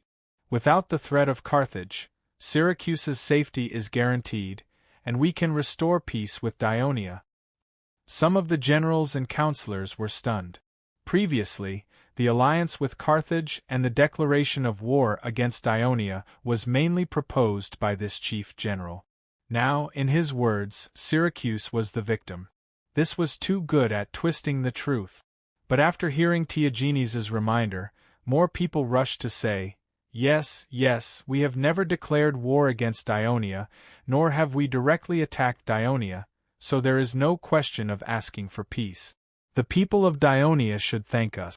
It is because of our past friendship that we did not attack seriously, delaying Carthage's attack and saving Catania. Let us maintain peace with Dionia for the time being.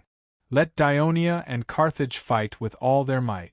When they are all injured and exhausted, it will be our chance for Syracuse. But we've occupied Camelina and taken control of Paxenus. I don't think Dionia will turn a blind eye to this, someone objected. Not attack but protect. It is precisely because Syracuse protected Paxenus and Camelina from suffering like Gela and Agrigento. They should be grateful to Syracuse, not to mention that they are not allies of Dionia. Based on this, I don't think Dionia will have much of a reaction to this. Of course, this requires our emissary to go to Catania and lobby them. Finally, the Council of Syracuse passed a proposal that an emissary should be sent to Catania to express goodwill to Dionia, and at the same time to ascertain the attitude of the Dionia. The last time he negotiated with Margo, Theagenes personally came because he was confident that Carthage would not harm him. But he did not dare to be so careless with Dionia, so he recommended Sebinus, a member of the Democratic Party who was very close to him, to go to Catania. That night, while he was waiting anxiously, a servant came in and told him, Sebinus wants to see you. Theagenes immediately rushed to the door and personally led him into the study. How did the emissary go? How is the attitude of the Dionia toward Syracuse? Did they agree to maintain peace with us? Theagenes looked anxious, completely different from the calm and collected him during the day. This is probably the real mentality of the chief general in the current situation. Sebinus thought in his heart, but he did not dare to slack off. He said, General, after I arrived at Catania, I did not see the king of Dionia, but I saw the former governor of Catania, Cypros, who was said to have been promoted to governor of Sicily. His attitude towards me was lukewarm, and indeed, as you expected, he did not mention anything about Camelina and Paxenus. However, in response to our request that the two sides restore friendly relations, Cypros said, Let us punish Felicus, Stesicus, and Cucias, then we will talk about restoring friendly relations. Punish Felicus, Stesicus, and Cucias? Why? Although Theagenes vaguely aware of the reason, he still asked. General, how could you forget that it was them who led the army to besiege Taunis, and Taunis is an ally of Dionia. Of course, Dionia has to stand up for it. Sebinus reminded. Back then, Theagenes led the army to raid Camelina, then forced Paxenus to surrender, and then successfully negotiated with Carthage, thus gaining a great reputation. This made the neutral generals jealous, so in the following military operations, they, who made up the majority of the General Executive Committee, strongly requested to be the commander-in-chief of the army. On the one hand, Tiagenes did not want to fall out with the neutral generals. On the other hand, he considered that the following war would be led by Carthage, and the Syracuse army would only be a support. There was not much to be gained. So he chose to give in. Now, after listening to Sebinus, Tiagenes felt a little lucky, and at the same time, he fell into deep thought. "General." Sebinus took a few steps forward and said in a low voice, "This is a good opportunity. Phalcus and the others have dominated the committee for many years, causing so much trouble for you, and seriously hindering your supporters from entering the committee. Now may be a good time to solve this problem." Tiagenes looked up at him. But the Dionia did not say that after punishing Phalcus and the others, they would restore their friendship with Syracuse. "But they did not show any obvious malice towards us. We have to try," Sebinus continued to persuade. Tiagenes did not respond for a moment. After thinking for a while, he said hesitantly, "Be careful of Dionia's tricks. How about this? Tomorrow, in the council, other than telling the truth about your trip to Catani, do not say anything else. I will also inform our people in advance not to speak carelessly. Let's see how the others react, and then decide what to do." The next day, in the Syracuse council, when Sebinus stated Dionia's request, the entire hall was in an uproar. Cucias was the first to jump out in exasperation, accusing it of being a ridiculous request. Some neutral councillors also expressed their opposition, believing that it was a humiliation to Syracuse. Of course, there were also people who suggested that it was fine for Syracuse and the other generals to suffer a little for the sake of Syracuse's interests. After all, they only needed to put on a show to satisfy Dionia. Then, Syracuse would be able to avoid Dionia's attack. A few councillors from the port's civilian faction expressed their agreement. Both sides argued endlessly. The Democrats, led by Tiagenes, had been watching from the sidelines. When it was almost noon, the council suddenly received news that there was a lot of panic and movement among the people in the city. As it turned out, there was a sudden rumor among the people in the city. Tens of thousands of Dionia's army was about to attack Syracuse, and this terrible consequence was caused by Tiagenes. It was his forceful request to form an alliance with Carthage and declare war on Dionia that angered the Dionia. In the end, the Carthage that he relied on retreated without trust, putting Syracuse in danger. Tiagenes had to take responsibility for this, and punishing Tiagenes might appease the anger of Dionia. The rumor quickly spread throughout the city, and the people gathered together to discuss it. This news shocked the Democrats, especially Tiagenes. He knew that if this matter was not handled well, it would greatly affect his prestige, so he proposed to temporarily adjourn the council and send someone to appease the people first. But at this time, Phocas and the others expressed their opposition, especially Cucias, who angrily pointed out, "If we want to appease the anger of Dionia, the one who should be punished the most is Tiagenes, because he is the one who caused all this, and as the chief general of Syracuse, not only did he not fulfill his duty, but he also brought disaster to Syracuse. He is no longer worthy of this sacred position." Cucias's words caused a huge uproar. The Democrats, led by Tiagenes, were now even more certain that the rumor in the city was most likely created by Phocas and the others to divert the conflict and damage Tiagenes's prestige. Thus, Tiagenes was the first to attack Phocas and the others, and the other Democrats also began to support him. Phocas and the other neutral generals and councillors did not dare to show any weakness, and they all accused the Democrats. The originally orderly debate turned into a fierce quarrel, especially since Phocas had long been dissatisfied with Tiagenes. He simply revealed all the dirty things Tiagenes had done to the neutral party over the past year or so, such as recruiting, sowing discord, and bribing, one by one. Tiagenes also did not want to be outdone, and he accused Phocas and the other neutral parties of joining forces to ostracize him when he was the chief general, and that they had secretly threatened him to ally with them to suppress the port civilians together. The hall was filled with curses, and there was no order at all. The curses even turned into fights. Only a small number of counselors from the port civilians, led by Hyctas, watched on expressionlessly. In the end, no agreement was reached, and the meeting had to be adjourned early. Not long after, what happened in the meeting spread throughout the city of Syracuse, and also affected the people in the city. Under the instigation of some people, the supporters of the neutral party began to criticize Theagenes for his hypocrisy, and claimed that the council should punish him to end the war. The people who supported Theagenes had the opposite view, and a dispute arose between the two sides, which then turned into a conflict. Chapter 955. The high priest of the Temple of Apollo was very worried when he saw the unrest in the city intensifying. Although he had only been the high priest for a few years and did not have as much influence on Syracuse as the previous high priest had worked hard to resolve the differences between the various factions in Syracuse, resulting in the establishment of today's political structure and the restoration of peace and tranquility in Syracuse, hence his high prestige. He decided to learn from his predecessors and do his best to restore order to Syracuse. To this end, he took the initiative to find Theagenes and Phylacus, trying his best to persuade them to stop attacking each other. Otherwise, it would only give the enemy in the north an opportunity to attack. In fact, when Theagenes and Phylacus heard about the chaos in the city, they were afraid.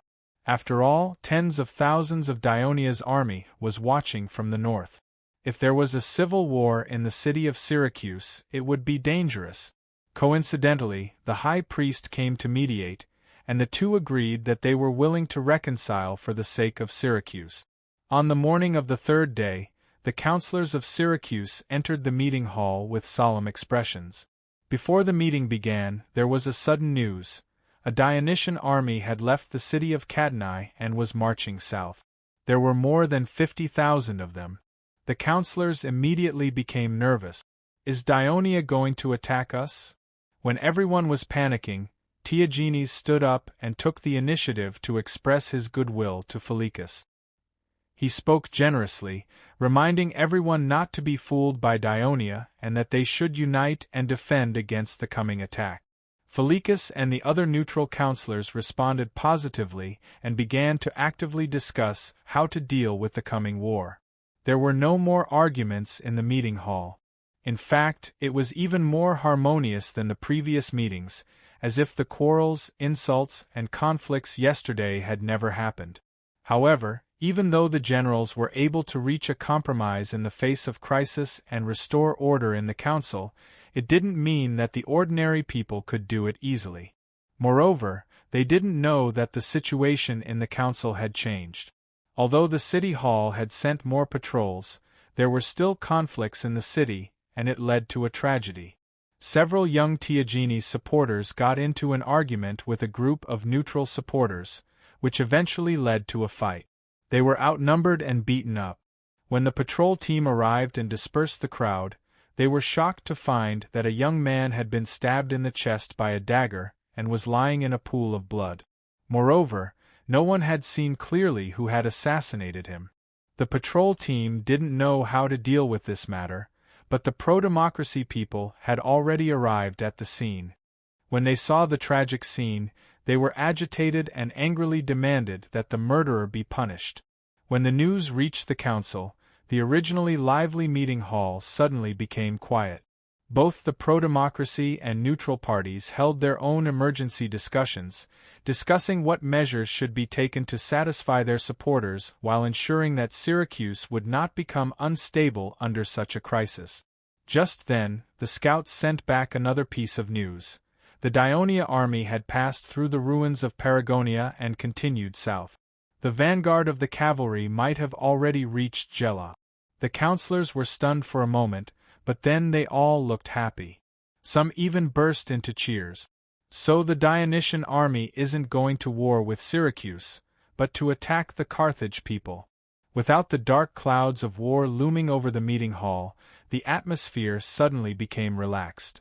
At this time, Tiagenes stood up and said sternly, "Since we don't know who the murderer is, the neutral supporters who participated in the fight are all guilty. They should all be arrested and put on trial." Of course, Phocas and the others firmly opposed this, and arguments were heard in the meeting hall again.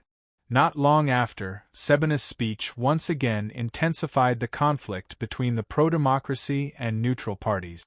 He said, "Although the Dionia people have begun to attack the Carthage people, we, Syracuse, are still hostile to Dionia. In order to ensure that there will be no accidents in the future, and in order to let the Dionia people attack the Carthage people with all their might, it is necessary for us to temporarily restore friendly relations with Dionia. Therefore, I think that we must also fulfill the conditions given by the Dionia people." The condition given by the Dionia people was to ask the Syracuse council to punish Phocas and the others. Suddenly, the storm that was set off in the meeting hall became bigger and bigger. Although Hyctes did not participate in it, the contents revealed by the attacks between the Democrats and the neutrals made him feel sad and indignant. He understood a lot of things that he didn't understand before. Why did some councillors who had agreed to support the port civilians suddenly support a resolution that was unfavorable to the port civilians at the meeting? Why did the port civilians gradually become disunited and split? At dusk, Hyctes returned to the port house exhausted, but was told by his family that a civilian said he had something important to discuss with him, and was waiting in the hall. As a general of the port civilians, Hyctes often met some port civilians and even freedmen at home, listened to some of their opinions and requests, and tried his best to help them solve some difficulties. While the servants were preparing dinner, he decided to meet this person first. Seeing Hyctes walk into the living room, the civilian calmly got up and saluted. Hyctes saw that he looked ordinary and had no impression of him in his mind. He should have never seen him before, so he asked, "What's your name? Why are you looking for me?" A mysterious smile suddenly appeared on the man's ordinary face. He said softly, "Lord Hyctes, Lord Antrodorus asked me to say hello to you." Hyctes's distant memories were stirred up by this sentence. His heart shook, and his turbid eyes suddenly became sharp as he looked directly at the man. The man looked at him calmly. Soon, Hyctes reacted.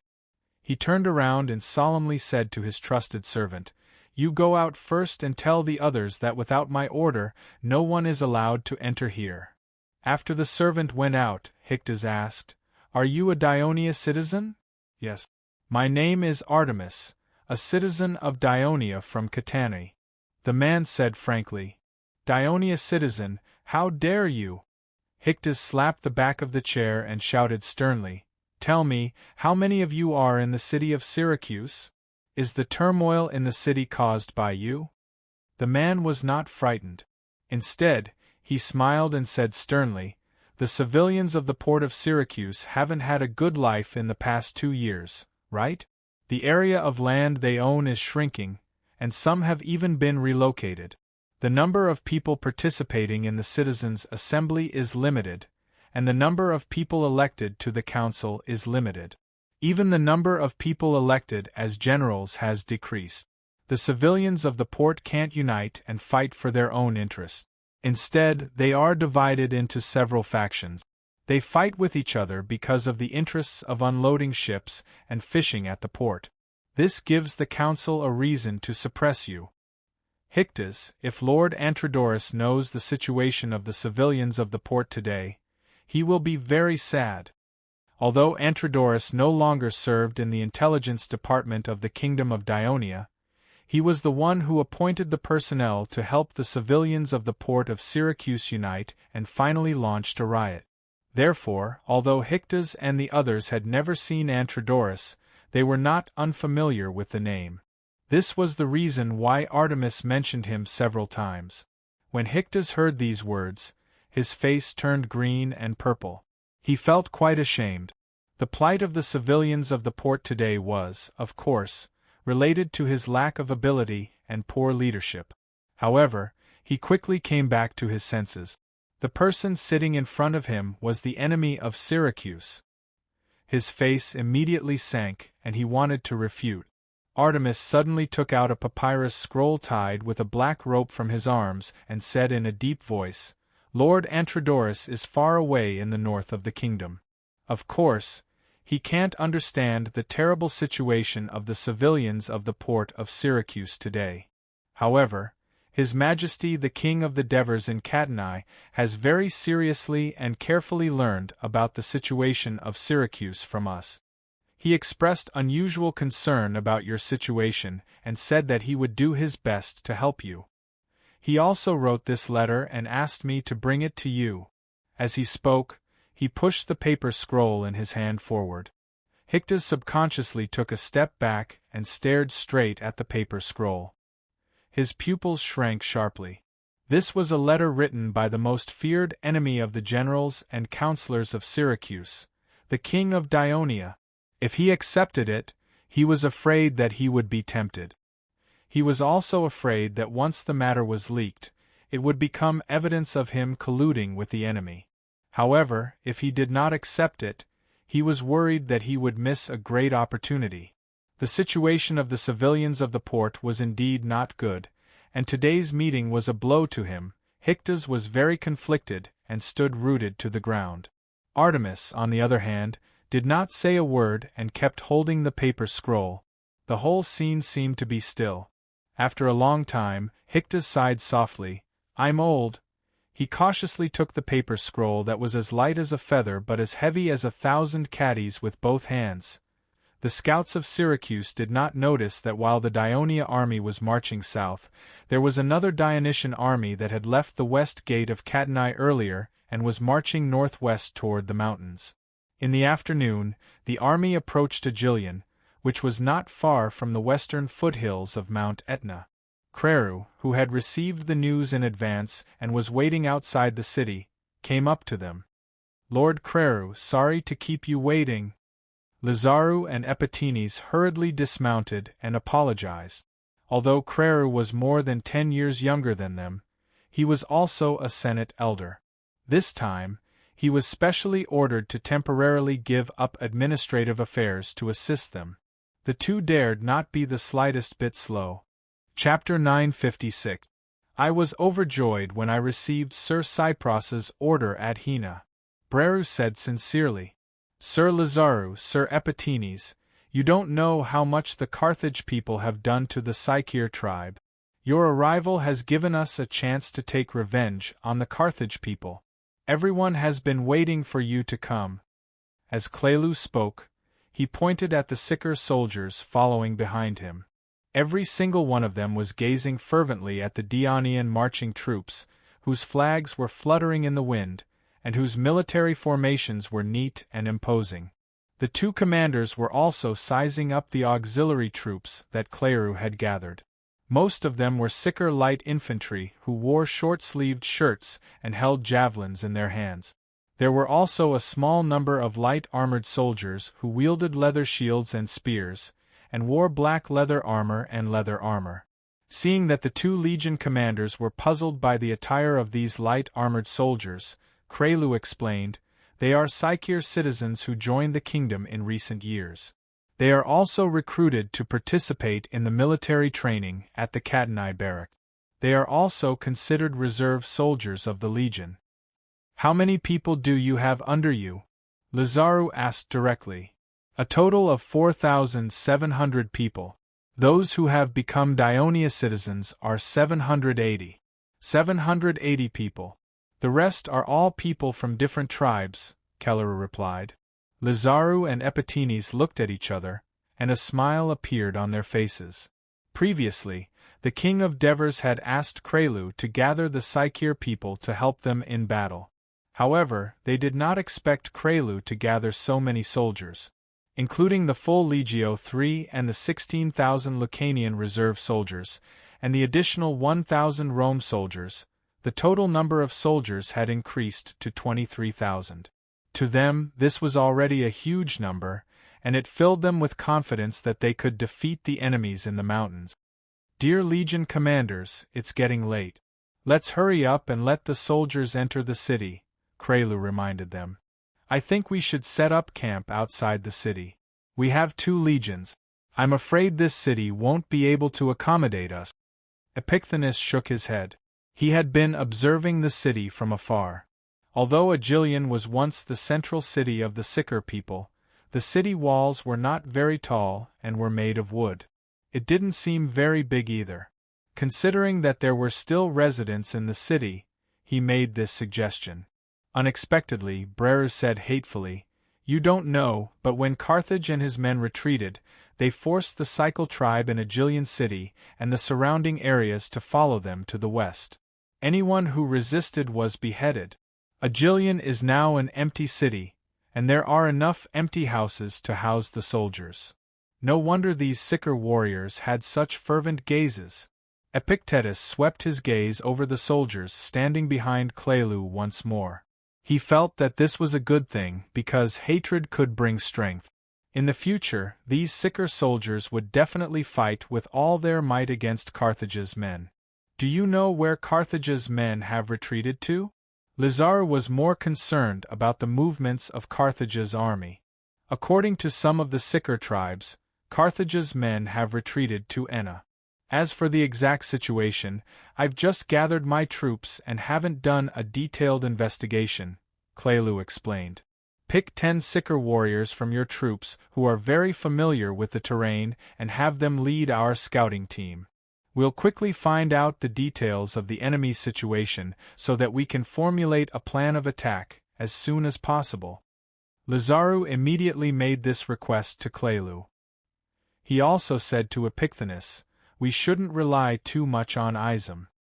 He has to serve His Majesty first, and there will definitely be a delay when he relays information to us. It'll be faster if we obtain information ourselves." Epicthenes nodded in agreement and said, "Let's enter the city first. The soldiers have marched for so long, it's time for them to rest." "Enter the city." Lizaru waved behind him. The flag-bearer of Legio III, who was standing at the front of the marching column, waved the legion's flag and led the soldiers into the city gate of Agylion. The Sicker warriors standing on both sides of the city gate and the road welcomed them in their own way. Later, the army led by the Devers arrived at Gela. This famous Greek city on the south coast had now been burned to ruins by Carthage's men. This was Mago's idea. Even though he had led his troops to retreat, he didn't want the Dionia to take advantage of these empty cities. Not only did Gela suffer, but Iconium, Agrigento, and Minoa also suffered the same fate. Only Agylion was an exception. This was because of the request of Acones, the leader of the Sicker Tannic tribe. After all, Agylion was the town where his father lived. He still hoped that after Carthage drove out the Dionia, he would once again make Agylion the capital of the Sicker people. Of course, he didn't want it to be destroyed, and it wouldn't be good for his reputation among the other Sicker tribes. In order to continue to gain Acones' loyalty, Carthage agreed to his request. The Devers already knew about the destruction of Gela, but because Carthage's people retreated in a hurry, they didn't patiently destroy the city after burning it down. Therefore, the walls of Gela were still relatively intact. Yesterday, the Devers had ordered Sicilian to send 10 warships to land at Gela. The crew had carried out a thorough cleaning and simple repair of the city. Therefore, although it was already dusk when the Devers led their troops to the city, the tired soldiers didn't need to build a camp. They directly entered the city, went to their assigned areas, set up their tents, and rested. Moreover, the Devers had learned from the mountain reconnaissance brigade that there were no traces of Carthage's troops within dozens of miles. The only possible hostile city, Camalina, only had a little more than 1,000 Syracuse soldiers stationed there. It was impossible for them to pose a threat to the Dionysian army. However, the Devers still reminded the corps commanders to strictly abide by the requirements of camping in enemy-occupied areas during wartime. They had to set up the necessary defensive facilities, arrange sentries and patrols, and prevent the enemy from attacking at night. On this day, after Alexis, the commander of the Apulian Theater of Operations, had completed the defense deployment of the area she was in charge of, the 11th Legion was assigned to guard the Downey area to deter the Simonians who had just surrendered, and at the same time to prevent attacks from the other side of the Adriatic Sea. The 9th Legion was responsible for the defense of Masciapi and Puccetti. She led the fully replenished and fully staffed 10th Legion and 3rd Cavalry Legion, as well as 4 reserve brigades, with a total of nearly 14,000 soldiers, and boarded a ship at the port of Tarentum, heading for Sicily. The war lasted for almost a year, and the casualties of the citizens of Ionia were not small. Even the region of Turin, with a population of nearly 30%, was greatly affected. After all, it provided the source of soldiers for the 1st and 2nd Legions, and these 2 legions happened to be the main forces of the war, so the casualties were not small. After a period of time, a batch of urns containing the ashes of the dead soldiers and the seriously wounded soldiers were transported to the port by passenger ship. At this time, the people of Turin were most afraid of being visited by the officials of the Ministry of Household Registration, because it meant that their loved ones had left them.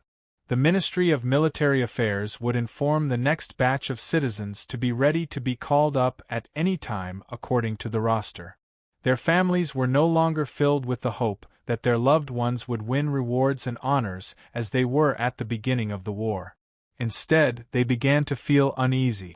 More and more people wearing black veils began to appear in the city and outside the city. Mournful cries echoed across the plains from time to time. Every day, there was an endless stream of people going to the various temples of the Hades. Some prayed that the souls of their loved ones who died in the war could reach the Elysium safely, some prayed that their loved ones who were still fighting could return home safely, and some prayed that the war would end as soon as possible. The priests of the Hades were also very busy. Not only did they have to solemnly place the ashes of the citizens who sacrificed their lives for the country, but they also had to comfort the grieving relatives and solemnly assure them that the Elysium was the final home of the souls of these brave soldiers. More often than not, they also had to use divination and oracles to comfort the uneasy people. Several markets in and outside the city began to show a significant decline in trade.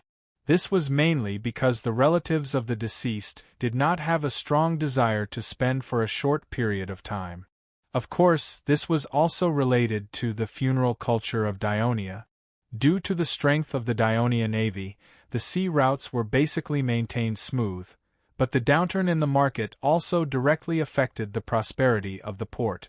The reduction in the number of merchant ships that arrived at the port directly affected the income of the people in the port, and the reduced income would affect their purchasing power, leading to a decline in consumption. This was a vicious cycle caused by the war. The only fortunate thing was that this year's harvest had just been harvested, and the people had enough surplus food in their homes. The fluctuation of food prices in the market did not affect them much. Only 2 markets became more prosperous at this time. One was the weapons and ironware market. As the army had won the final victory in several battlefields, most of the captured weapons were sold to the domestic weapons merchants at low prices. The merchants sold them directly or smelted them before selling them. The prices were lower than usual. Most of the citizens of Ionia, in order to build up meritorious deeds and better development in the future, would buy some weapons and equipment to be used in the battlefield. The other one was the slave market. Among the prisoners captured by the Dionysian army, a small number of them were eventually not released due to various reasons, such as crossing the Adriatic Sea by ship, attacking the soldiers recruited by the former Masciapi, Puccetti, and Downey fugitives in the Apulia region. These slaves were eventually resold to the slave merchant. Chapter 957. As the young and strong citizens were deployed to war, and did not return for a long time, there was a shortage of labor in the households. Many families needed to buy more slaves to ensure that the farming and harvesting could be completed smoothly. This led to the prosperity of the slave market. There were only 2 places in Thurii that were basically unaffected by the war. One was the Turii school, where the teachers continued to teach as usual. Even if a student's father died in the war, he would gradually walk out of his grief with the guidance of the teachers and the playfulness of his peers. The other was the Dionia school, where both the knowledgeable teachers and the high-level students continued to focus on their own research and learning. However, this did not mean that they were deaf to the current situation. At the back of the classroom belonging to the Faculty of Arts, Ansatanos was sitting under a big tree and talking about the history of Egypt. More than 20 students sat around him on the grass and listened attentively while writing down the main points on the wooden boards that they carried with them. They also raised their hands to ask questions. The atmosphere was relaxed and lively. Ansatanos looked up at the sky and said, "Today's class will end here. We will continue in the morning 2 days later."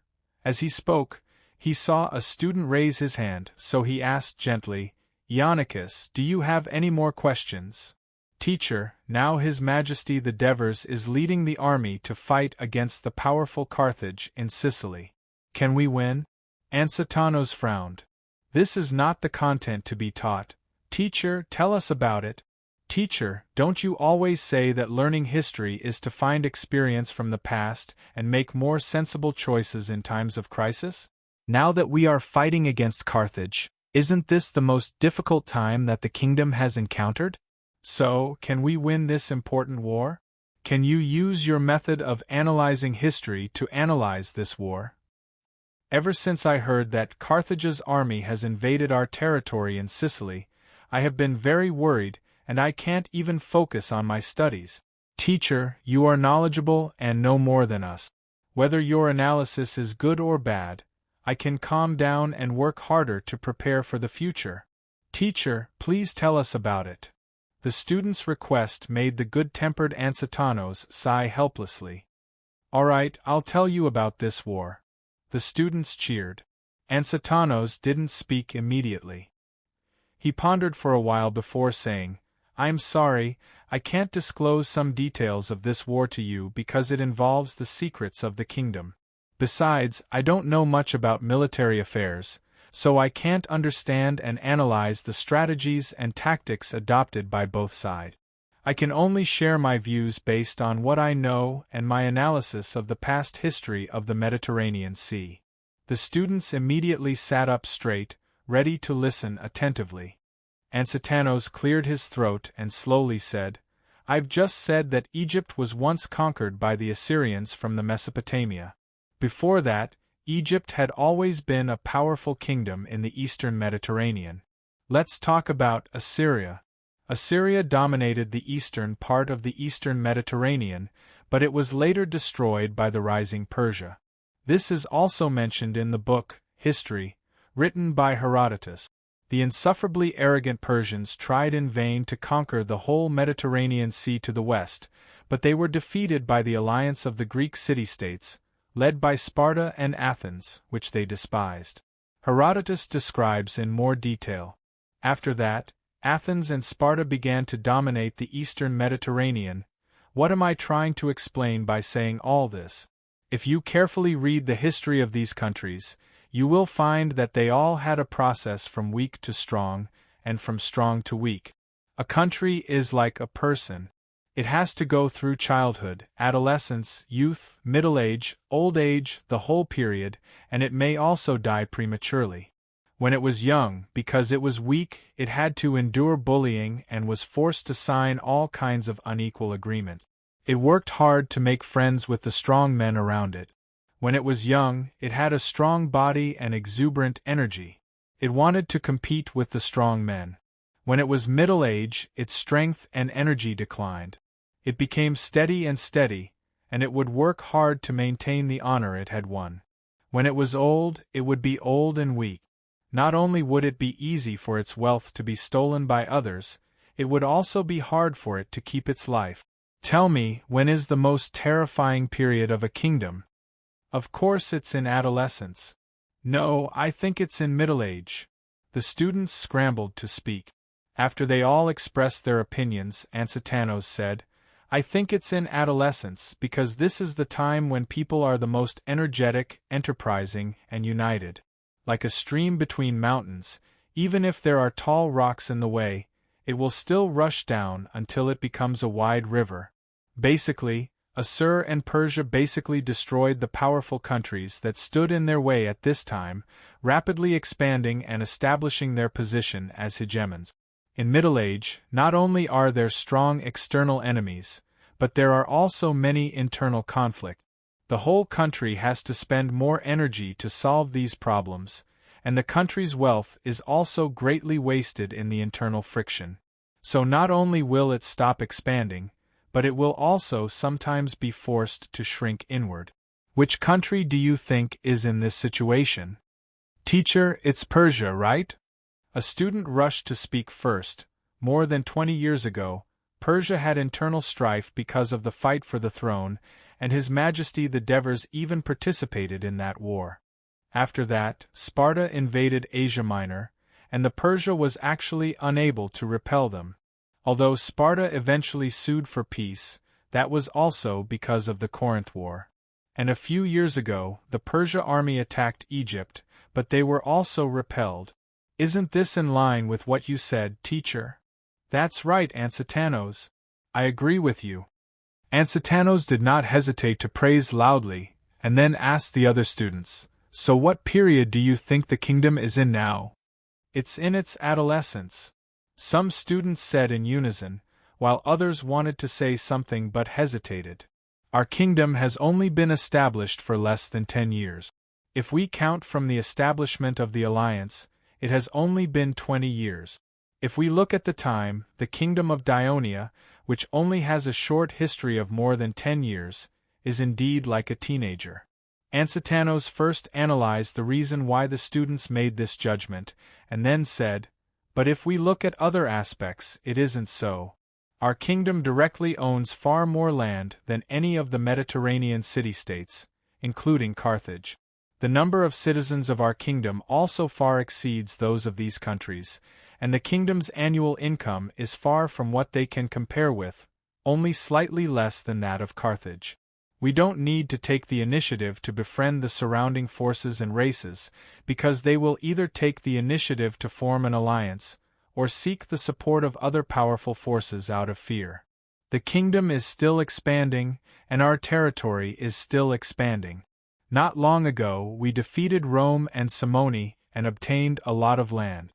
Although our citizens are also afraid of death, they are more eager to win glory in the war, and their relatives will try their best to support them, not hinder them. Our great king, our Senate will never succumb to external pressure, but will respond to the enemy's provocation with more active action. The whole kingdom is full of vitality and hope, just like the sun rising in the morning. I believe you all feel the same. Isn't this the period of youth? The students nodded excitedly, expressing their agreement. Teacher, what about Carthage? Someone asked eagerly. The situation of Carthage is a bit complicated. Ansitanos said thoughtfully. Carthage has been established for 200 years, which is a long enough time. It has suffered many defeats in the battle with Syracuse before, but it has also conquered Namibia and southern Iberia. There is no unified country in the Namibian area, and the tribes have been under the influence and control of Carthage for a long time. It is actually very easy to conquer it, and its resistance is also very weak. Carthage has a small population, and its citizens occupy a large amount of Namibian land. They command many Namibian slaves to farm for them, and they can easily enjoy a luxurious life without putting in much effort. His Majesty the Devers once said, living too comfortably will lead to the corruption of the Carthage people. His Majesty's judgment was correct. That was why when the Carthaginian army fought with us for the first time, we easily defeated them despite being outnumbered, but the situation of the Carthage people's conquest of southern Iberia is different. According to my understanding, the Carthaginians originally didn't have much influence there, and there were a large number of fierce indigenous people living in that area. The Carthaginians were able to conquer the southern part of Iberia and take the land, resources, and population for their own use. It was indeed not easy, but it also showed that the Carthaginians there had a strong spirit of enterprise. So when the Carthage army attacked Sicily again, and with the Iberian army as the main force, we were no longer their opponent by relying only on the Sicilian army. If we look at the Carthaginian and the southern part of Iberia together, I feel that Carthage is neither in its youth nor in its middle age. Instead, it is in the period of youth moving towards middle age. However, you have to know that southern Iberia is actually ruled by Carthage's Maganid family alone.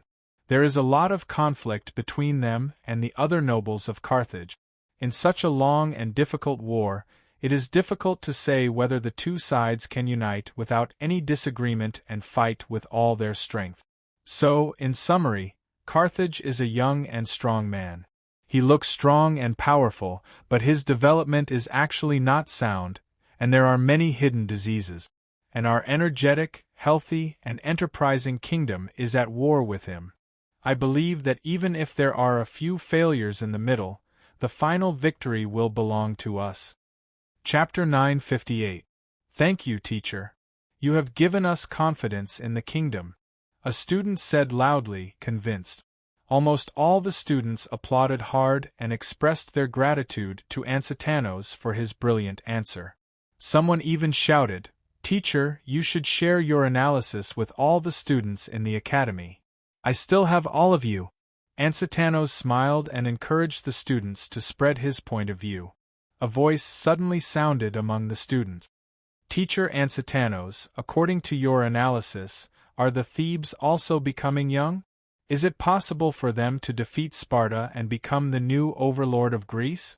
Not only Ansitanos, but the other students also looked in the direction of the voice in surprise. The one who spoke was a young man who looked no more than 13 years old. Ansitanos was even more surprised than the other students because he had never considered the question raised by the other party. Hence, he asked with interest, "Apox, why do you think so?" "Teacher." Apox stood up and bowed. Facing the curious gazes of the crowd, he replied seriously, "I read some information about the war that is going on in central Greece.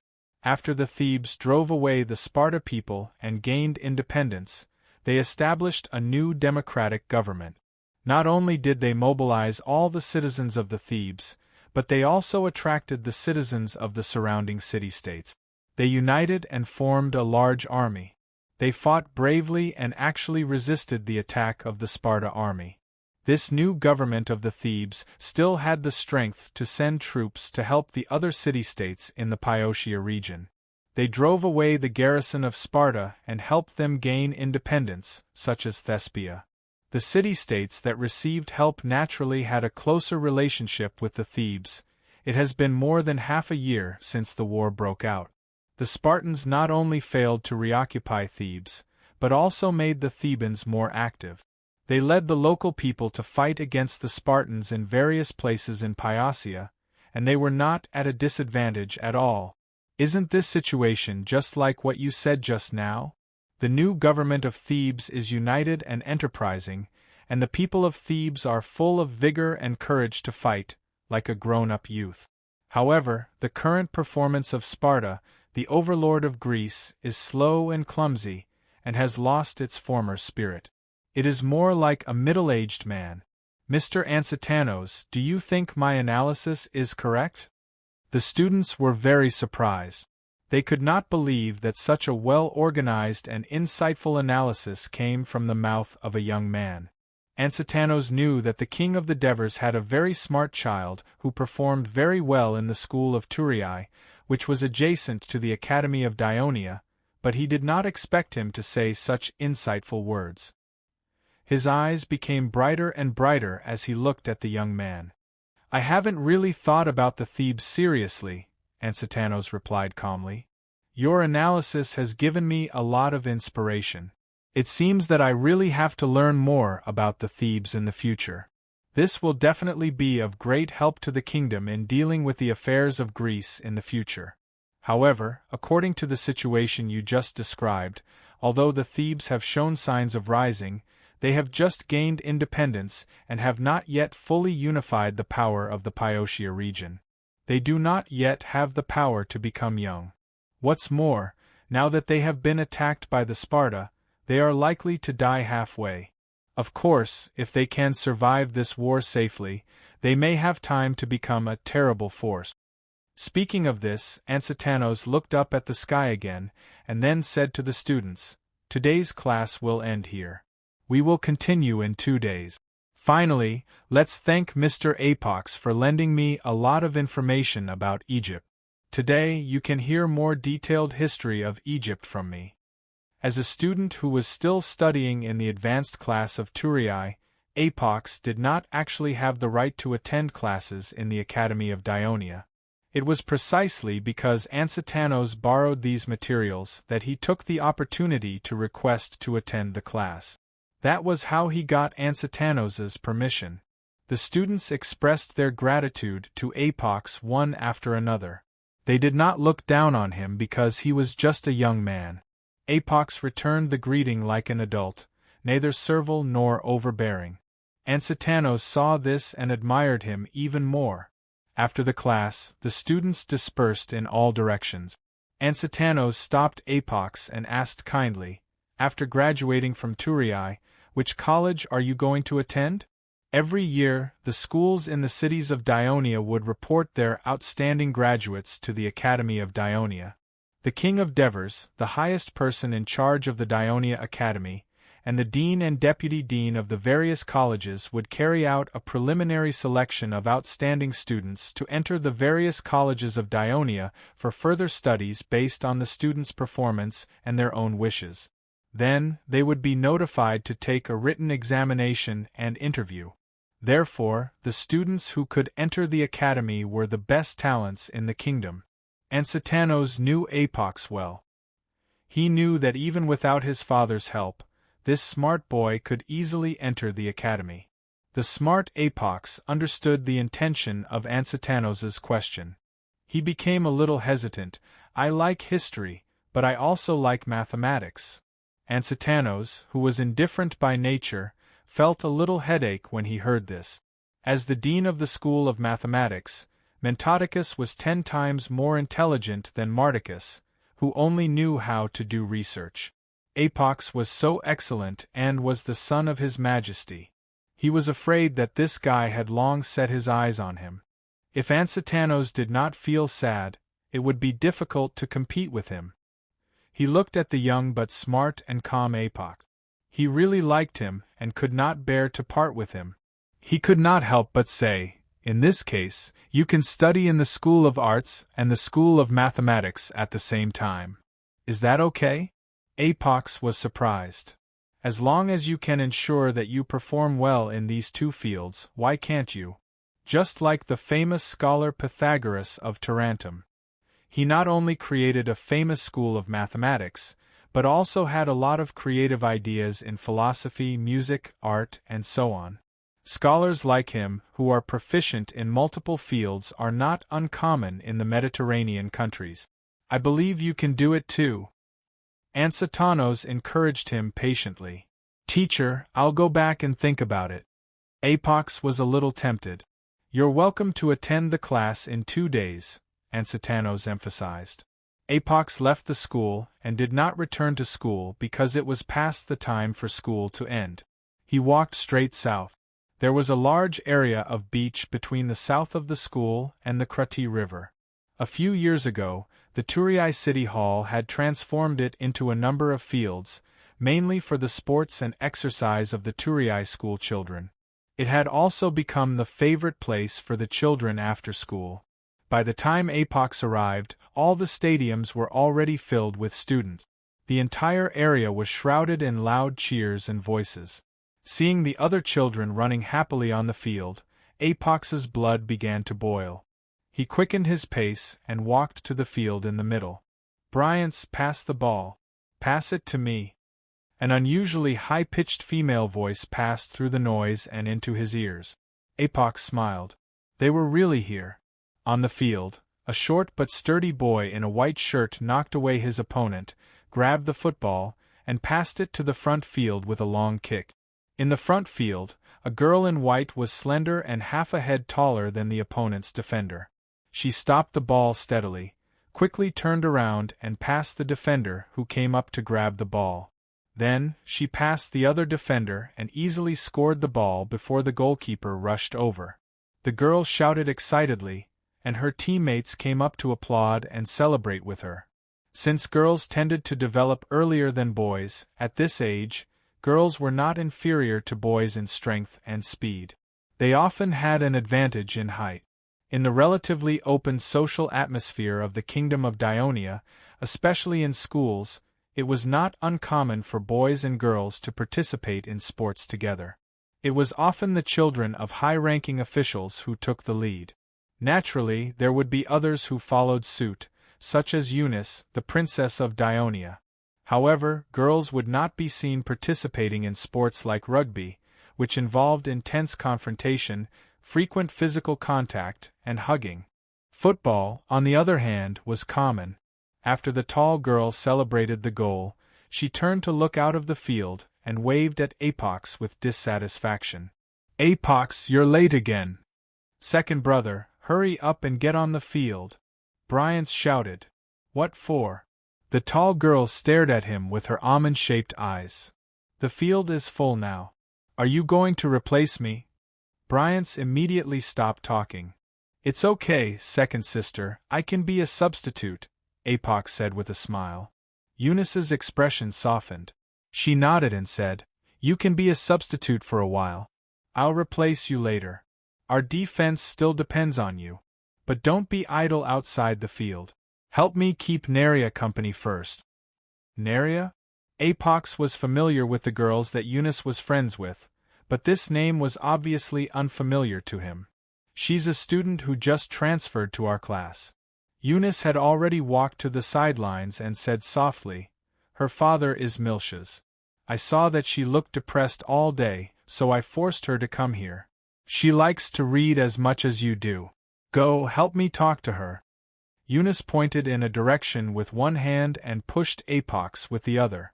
Apox saw the girl sitting in the corner of the field and involuntarily quickened his pace.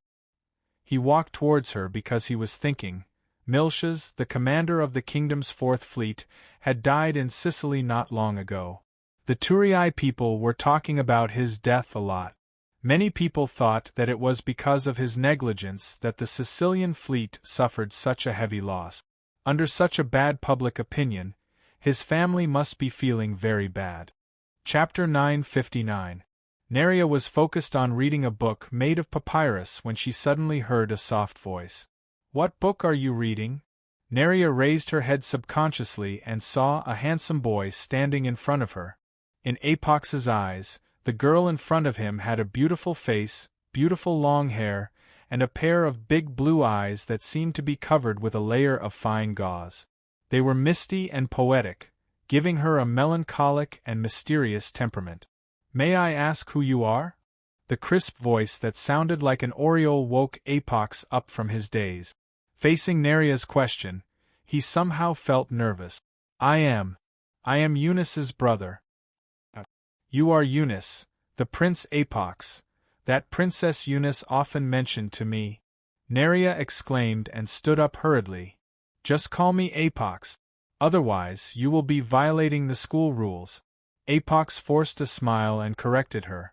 Although the children of the King of Devers were of noble status, the Devers had specially made the Turii school formulate a special school rule that forbade his children from using their power to obtain preferential treatment in the school.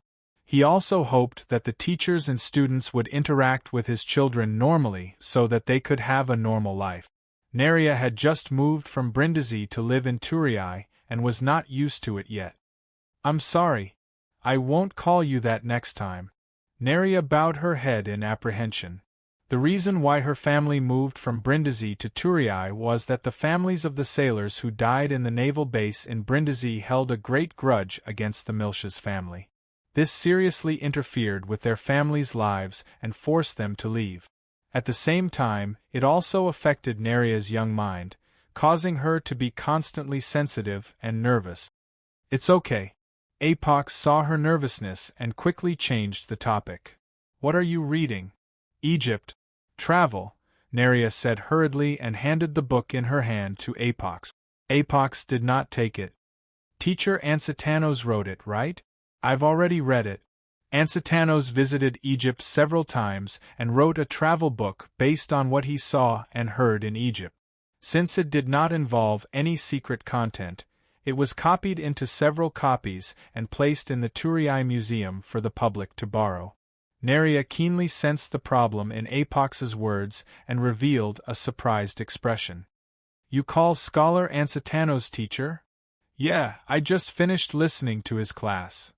Apox raised his eyebrows slightly, subconsciously wanting to show off. But I heard that he doesn't teach at school. Neria was a little confused. As soon as the words left her mouth, she immediately felt that something was wrong. She hurriedly explained, I didn't mean, it doesn't matter. Anyone would be surprised to hear me say that. Apox comforted her with a smile and explained, Teacher Ansitanos gave me special permission to listen to his lecture at the school to thank me for giving him some information about Egyptian history. Oh, is that so? Neria showed a surprised expression again. She threw her previous uneasiness to the back of her mind and hurriedly asked, Then, Your Highness, you must have done a lot of research on Egyptian history. I heard that there is a monster in Egypt that looks like a horse but is stronger than a horse and lives in the Nile. Is this true? I don't think there is any record of this in the book, Observations in Egypt. After listening, Apox pretended to be humble and said, I can't say that I've done a lot of research, but I do know a lot about Egypt. The monster in the Nile that you mentioned just now should be the hippopotamus, that the Egyptians call it. It does exist and lives in the middle and upper reaches of the Nile. Teacher Ansitanos has been to Egypt several times and stayed in the lower reaches of the Nile. He should not have seen a hippopotamus. Out of a strict attitude, he didn't write about it. Neria saw that Apox really knew a lot about Egypt and immediately became excited. She then asked, Then it's about, when Eunice wanted to call Apox on the field, she found the two of them talking and laughing on the sidelines. She looked at them with a strange expression. You two are not bad. You got to know each other so quickly. Neria's face immediately turned red. Apox forced himself to be calm and said, What's the matter? Second sister. It's your turn. Got it, Apox responded and turned his head to ask, Neria, do you know how to play football? Yes. I know how to play a little, Neria said softly. Then let's go and play together. The famous scholar Plato of Athens once said, The young people of the city should participate in more sports. This will help them grow into a healthy and noble citizen of the city. Eunice saw that Apox was still talking at this time while Neria was nodding seriously. The smile on her face became more and more strange. She deliberately said, I'm sorry. We can only replace one person. Then take Bryant's out too, Apox said without hesitation. Why me? The sharp-eared Bryants heard it and loudly expressed his dissatisfaction. In the end, Apox and Neria still went on the field. Catch the ball. Eunice deliberately kicked the ball towards Nelia with a long leg, wanting to see how good she was at football. In the end, the seemingly soft and weak Neria easily stopped the ball in front of her. Not bad. Eunice praised loudly. Apox's eyes lit up. Brindisi was a purely naval military town. All the citizens of the city were either navy or cavalry. In addition to military training, they were also enthusiastic about various sports. Every year, they would send teams to participate in the kingdom's rugby and football competitions, and they had won the championship of the football finals many times. In fact, it was understandable if one thought about it. The people of Brindisi were mainly composed of sailors. They fought against the wind and waves at sea all year round. Their bodies were well-proportioned and strong, their feet were very stable, and they had good balance. They had an innate advantage in playing football. The achievements of the people of Brindisi in football made the sport popular throughout the city. Not only did they love watching football, but they also loved playing football. Neria was naturally influenced by it.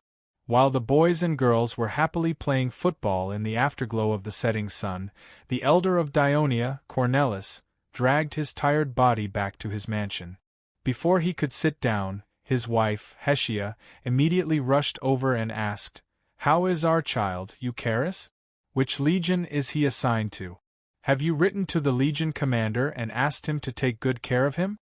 Didn't I already say that the law of Dionia states that administrative officials are not allowed to inquire about or interfere with the internal affairs of the army, especially during the war? You ask these questions every day when you come back. Even if you don't annoy me, I'm annoyed. Can't you let me take a breather? I just came back and didn't even change Bolton," Cornelis complained. "Eucharis is our only son. This is his first time on the battlefield, and he's going to face the terrifying Carthage people. Shouldn't we be worried? I only asked you to ask. I didn't ask you to use your power to prevent the child from going to the battlefield. What's wrong with that? If you don't dare to ask, I'll go look for Sir Helos," Hestia said angrily. Her eyes were red. She suddenly stomped her feet and turned to walk out. When Cornelis saw this, he hurriedly chased after her and pulled her back. "Oh, Hestia, stop fooling around. You won't be able to see Helos even if you go." After the Senate meeting, Helos didn't go home but went straight to the Ministry of Military Affairs. "Then I'll go to the Ministry of Military Affairs to look for him," Hestia said without hesitation. Cornelis said anxiously, "There are many people in the Ministry of Military Affairs.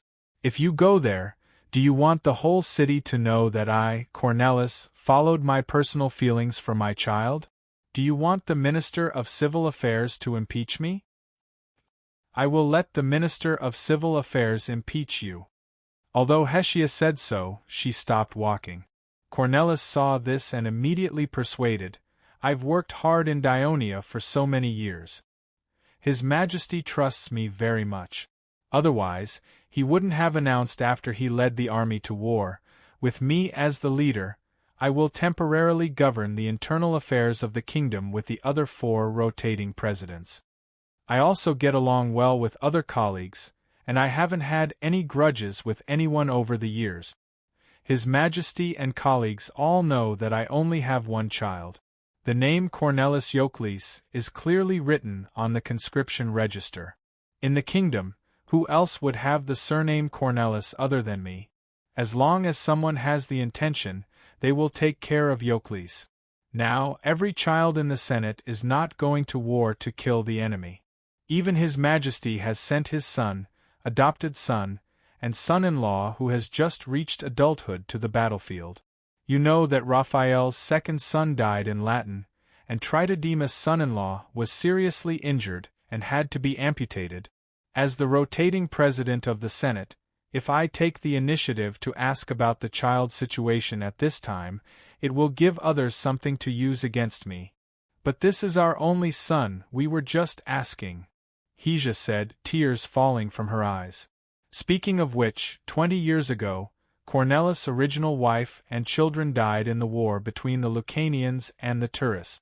Later, after the establishment of the Dionia alliance and the situation became more stable, Cornelis married a new wife.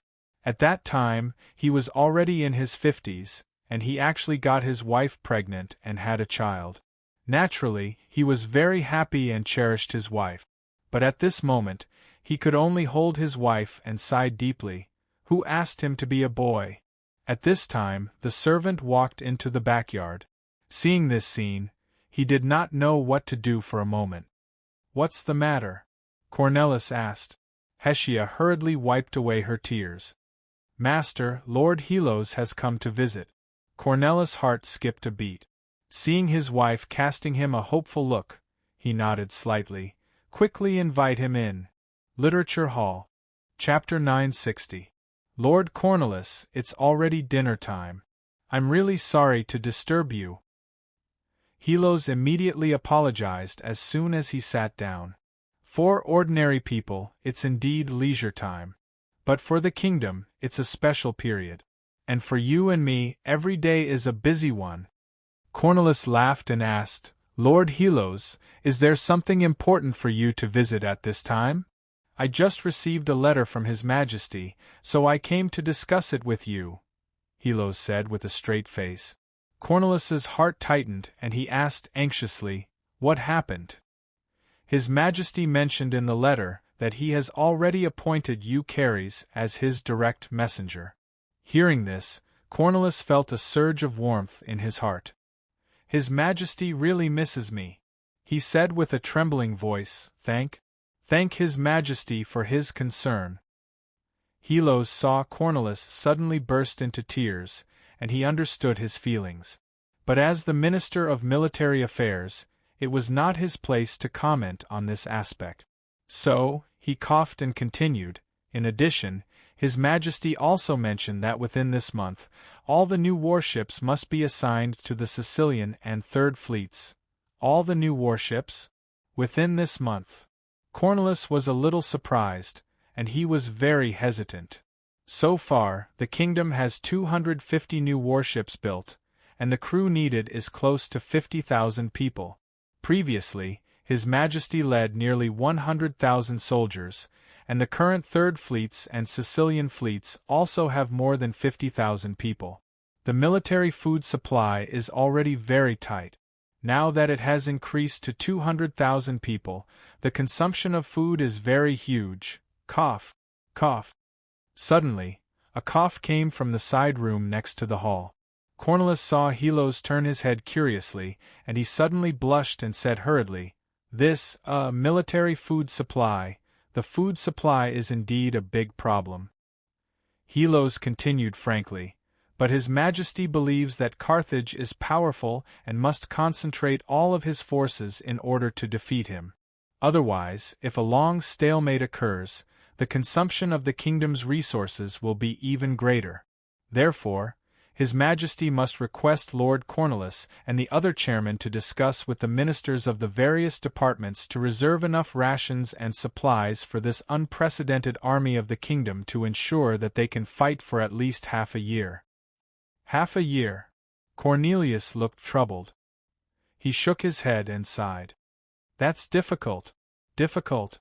Very well, I will discuss this matter with everyone at the cabinet meeting tomorrow." After receiving the order from the Devers, Middleades led the Third Fleet to patrol the coast of Sardinia every day in an attempt to find a way to fight Carthage's new fleet. But for a few days, apart from sinking a few Carthage merchant ships, there was no sign of Carthage's fleet at all. This made the crew of the Third Fleet a little depressed. After interrogating the captured Carthage merchants, they learned that Carthage's new fleet had indeed arrived in Sardinia, but since it entered the port of Saros, it had not been seen going out. Was the Carthage fleet afraid of the Dionysian fleet? The crew of the Third Fleet felt that this was very likely. After all, it was a new fleet, and it needed a process of familiarizing and breaking in. But this gave Middleades a headache. If the enemy did not fight, the Third Fleet could not complete the task given by His Majesty, and they did not dare to harass the coast of Sardinia with all their might, for fear of a sudden attack by the new fleet. This morning, the weather was clear, with a slight southeast wind, and slight waves could be seen in the coastal waters. The Third Fleet sailed out of the port of Alenia and continued the cruise of the previous few days. It went all the way south from the north end of Sardinia to the west coast. At this time, a fast ship that was scouting ahead came and reported to Middleades. More than a dozen Carthage merchant ships had left the port of St. Iberia and were sailing south at a relatively slow speed. When Middleades heard this, he was overjoyed. A merchant fleet of this size leaving the port of St. Iberia was usually used to transport precious metal ores. Attacking it could not only complete the task given by His Majesty the Devers, but it was also very likely to attract reinforcements from Carthage's new fleet. Middleades immediately gave the order to pursue and attack. Under his instruction, the Third Fleet deliberately sailed closer to the coast when passing by the coastal waters of St. Iberia, and even blew the bugle to attack. Merchant ships carrying heavy loads could not outrun warships in terms of speed. Not long after, the Third Fleet saw Carthage's fleet not far ahead. In order to attract reinforcements from Carthage's fleet, Middleades did not give the order to attack immediately. Instead, he followed the fleet from behind. "There's a signal in front to turn west," the lookout on the mast shouted. Carthage's merchant ships were escaping to the west. Middleades was stunned for a moment, but he immediately understood that Carthage's merchant ships were trying to escape the pursuit of the fleet with the help of the wind. "Follow them." Middleades gave the order without hesitation. A new flag was raised on the flagship, and the Third Fleet began to sail away from the coast and into the distant sea. The color of the sea was gradually darkening, and the wind and waves were gradually getting stronger than those near the coast. A wave came and was split apart by the bow of the ship, turning into strings of water droplets that splashed onto the deck. Middleades felt a little uneasy when he was hit by the water droplet. He turned around and shouted, "Anything happening at the back?" The lookout at the stern replied loudly, "It's the same as before, there's no movement." Carthage's new fleet did not fall for their trap? Middleades was a little disappointed. He thought for a moment and gave the order decisively, "Have the first B squadron chase after them, sink the merchant ships and then return." "General, we're abandoning our previous plan?" the flagship captain asked in surprise. Middleades thought for a moment and said, "The military law of Dionia states that fleets are not allowed to go too deep into the distant sea. Also, judging from the current situation, the wind and waves in the distant sea are stronger than near the coast. Don't forget the lesson of the Sicilian fleet." The captain's expression immediately turned serious when he heard this. After receiving the flagship's flag signal, the sailors of the fast warships at the front of the fleet began to speed up. The speed of the warships was increasing rapidly. At the same time, however, the Carthage fleet was also speeding up. They maneuvered their sails agilely and moved forward in a zigzag pattern, causing the waves to become an obstacle for the fast warships. Therefore, although the distance between the two sides was gradually shrinking, it was obvious that they could not catch up in a short time. Not long after, Middleades received the terrible news that the fast warships have not caught up to the Carthage merchant ships yet, from the returning clippers. While he was surprised, he also made up his mind, stop the chase immediately and return at full speed. "General, they may be about to capture those merchant ships," the captain could not help but remind when he heard the order. Middleades did not explain immediately. Instead, he said firmly again, "Blow the bugle and raise the flag signal. Execute immediately." After everything was executed, he said faintly, "Every battle determines the life and death of countless brothers. Greed will blind our rationality and make irreversible mistakes." Middleades said this with emotion. Unlike Thurian, he was originally a more cautious person. However, after he used a scheme to seize Alenia, his mentality changed a little. He wanted to continue attacking the Phoenician city-states on Sardinia Island, but he failed and lost many fleets and infantrymen. However, the King of Devers did not punish him and continued to trust him. This made him feel guilty and constantly remind himself. At this moment, he decisively stopped the chase. It was a reflection from the bottom of his heart. He suddenly realized that he had been too eager to fight the Carthage merchant ships for the past few days, causing his mentality to be out of balance. He had neglected some principles of naval warfare that he should normally follow. The vanguard warships of the Third Fleet were about to bite the fat meat that was the Carthage merchant ships into their mouths, but they suddenly received the flag to retreat. Both the crew and the captain found it hard to accept, but Middleades had led the Third Fleet for 6 or 7 years. He had a relatively high prestige among the captain and crew, and with the deterrence of the military law of Dionia, the crew had no choice but to obey despite their dissatisfaction. Since they were only chasing after the merchant ships, the Third Fleet did not adopt a battle formation. Instead, they formed a long column and placed the 3B squadrons at the front, middle, and rear, forming the usual fleet formation for patrol. Middle-Aids and the 2nd B Squadron were in the middle. When the order was given, the vanguard quickly became the rear, and the rear became the vanguard. All the warships turned around one after another and swiftly sailed towards the coast. From the moment they discovered the Carthage merchant ships, to the pursuit and finally to their return, it had only taken less than half an hour. However, the crew was initially excited and expectant, but after a period of strenuous running and getting nothing, their mood quickly turned to disappointment. On the way back, the crew did not chant in unison, nor did they talk or sing loudly in excitement. Middle-Aids could understand their feelings, but he did not think that his order was wrong. The entire fleet sailed in silence. The only sounds that could be heard were the paddling of the oars and the cries of the seagulls circling above the fleet. This meant that they were approaching the coast. It was at this moment the lookout on the flagship's mainmast suddenly shouted loudly, "Yellow flag! A yellow flag has been raised in front of us. The Carthage fleet has appeared. They're here." The lookout's shout immediately caused a commotion among the crew on the deck and in the cabins. Middle-Aids, who had been leaning against the mast and resting with his eyes closed all this time, also widened his eyes at this moment. "How many enemies do we have?" "2 yellow flags." The lookout shouted loudly, "It should be about the same number as us." Middle-Aids abruptly stood up and gave a decisive order, "Sound the bugle! Raise the attack flag! At the same time, raise the Starry Sky flag." Chapter 961. Woo! The bugle sounded. 2 long strips of cloth, one red and one black, quickly fluttered on top of the flagship's main mast.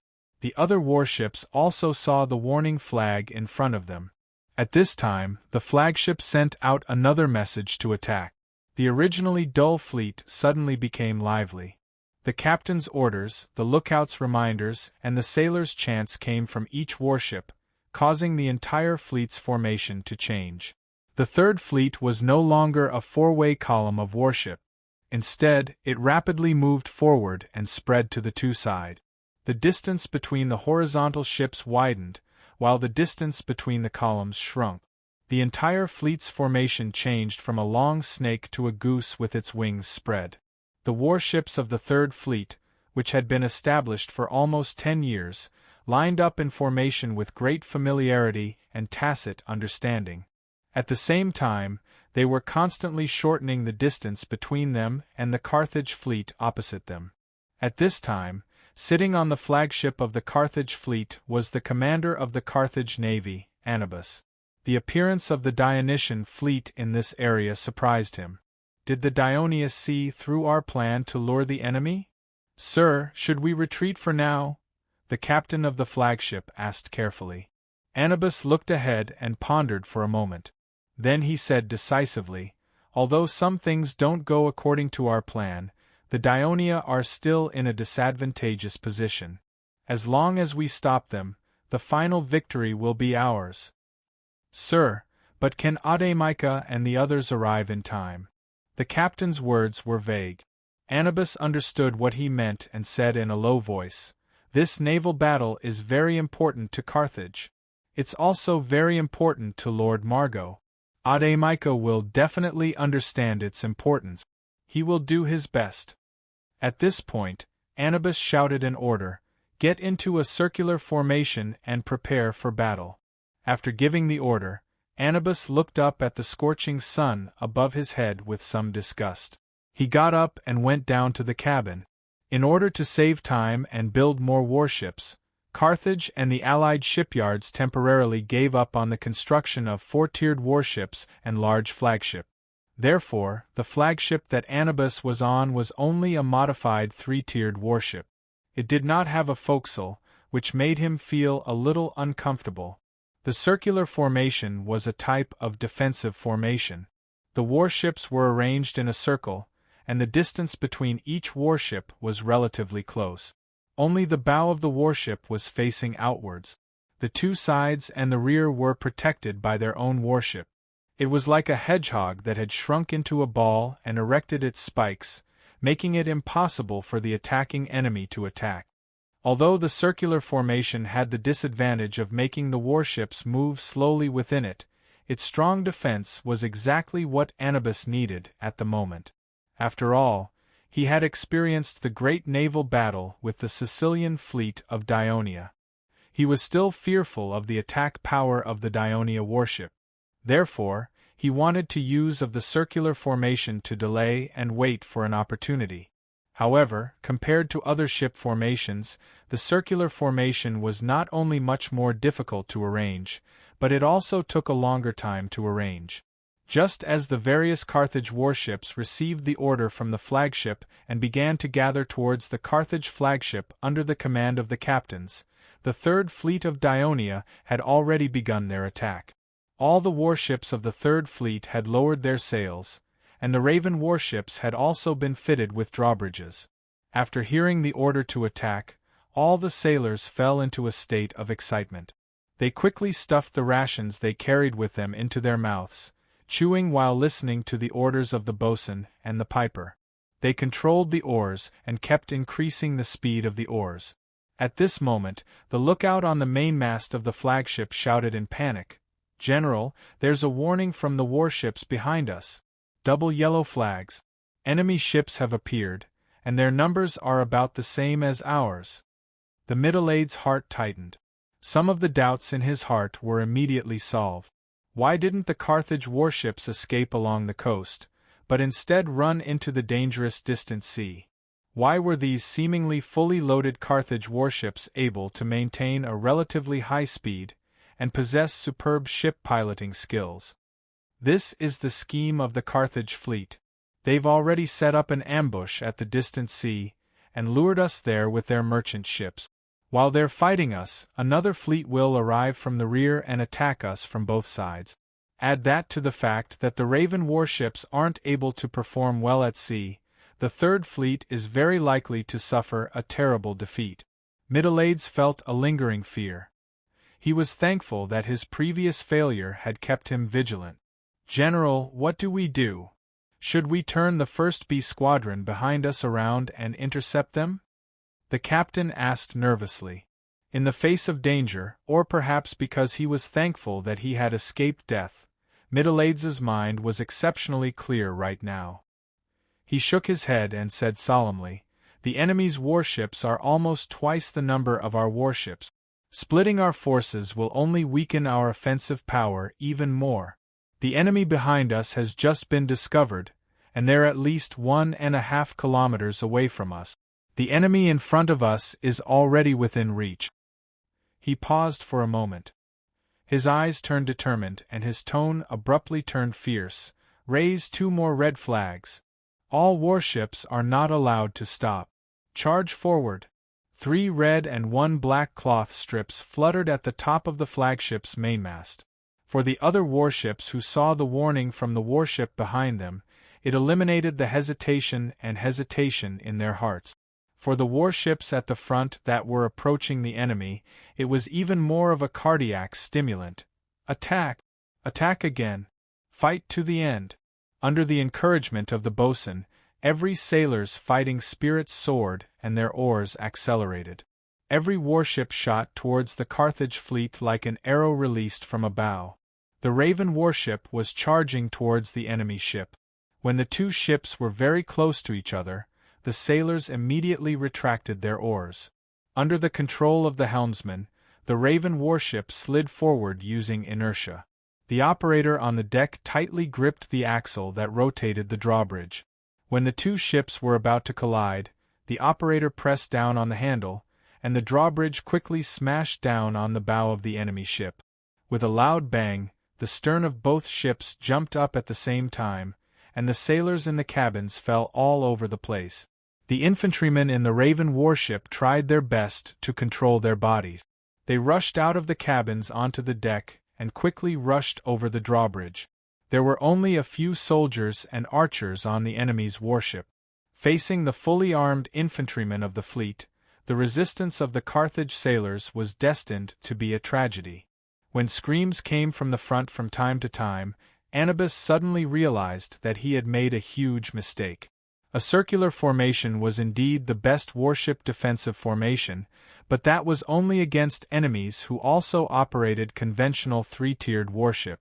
Right now, he was facing the Dionia Navy, which was good at using drawbridges to link ships and jumping over them. The ships were arranged in a circular formation, and it was difficult for them to move, so they became the target of the enemy's wanton attacks. Anubis was full of regret. Instead, he vented his resentment on the captain. "Why didn't you warn me just now?" The captain was speechless. This was because, like Arnabas, he had been influenced by traditional naval tactics for a long time.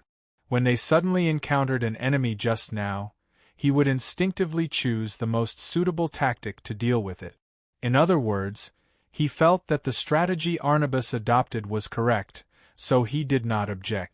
However, he had completely forgotten that they were facing an enemy who did not fight according to conventional naval tactics at all.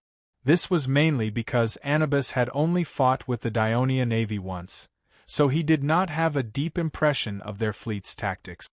"Hurry! Hurry! Blow the bugle call for retreat! Let the warships hide!" Anubis shouted in exasperation. The captain was stunned. "Sir, can't we hold on a little longer? Ademaika and the others might be here soon. By the time Ademaika arrives, our fleet will probably be finished." Anubis roared in exasperation, completely forgetting what he had just said. Because of the Dionysian fleet in front of him, he still did not know that Ademaika was rushing over with his fleet. The Carthage navy was not like the Dionia navy, which had developed a complicated flag signal system after being instructed by the Devers to be able to convey orders in a timely and clear manner. However, the Carthage navy, which had been at sea for hundreds of years, also had its own way of conveying orders at sea. The 10 buglers on the deck of the flagship blew the bugle call for retreat at the same time. The urgent sound of the bugle call spread out in all directions. Although the Carthage fleet's circular formation was not completely completed, the warships were all moving closer to the flagship, which was just enough for them to hear the bugle call clearly. However, it was impossible to execute this order immediately and have the entire fleet retreat immediately, because this was a circular formation. The warships on the periphery had to retreat first to make space for the warships on the inside to retreat. However, the warships of the Dionia Third Fleet quickly pressed forward, and in a short period of time, they came into contact with half of the periphery of the Carthage circular formation. Under the fierce attack of the Dionia warships, it was not easy to retreat smoothly. Now, when the warships at the front saw their friendly warships being hooked by the enemy's drawbridge one after another, and then the soldiers of the Dionysian fleet charged onto the deck like wolves, followed by screams of agony, the crew of the Carthage fleet all trembled in fear, fearing that they would follow in their footsteps. The sound of the bugle call for retreat made them feel relieved, and they all turned around and retreated. This caused the already narrow interior of the circular formation to become even narrower, affecting the speed of the warship's retreat. Just then, the regretful Anubis suddenly stopped complaining and said to the captain of the flagship with uncertainty, "I think I heard the bugle call for us to attack." The captain was stunned and immediately listened attentively. At this time, the lookout on the mast shouted, "A fleet has appeared behind the Dionysian fleet. It's our fleet. Sir Ademaika has arrived." Anubis' previous dejection was swept away. Ademaika, whom he used to hate and despise, had now become his most welcome target. He shouted excitedly, "Well done, Ademaika! Hurry! Order the warships to stop retreating! Attack the enemy immediately!" Chapter 962. As soon as he gave the order, he immediately turned the flagship around and sped towards the Dionysian fleet. When the surrounding warships saw this, they quickly made the corresponding move. But for the Carthage warships that were further away, they first heard the bugle call to retreat, and soon changed to the bugle call to attack. These two completely opposite orders made them feel puzzled. This was a newly formed fleet. Although most of the crew members were survivors of the previous Carthage fleet after the storm, it had, after all, been reorganized. The biggest problem was that despite Ademica's strong opposition, with the support of the Senate, Anubis still mixed the survivors of the previous Carthage fleet and the Iberian fleet together and assigned them to each new warship. In this way, all the warships were under the unified command of a naval commander, and there was no longer any independent Iberian fleet.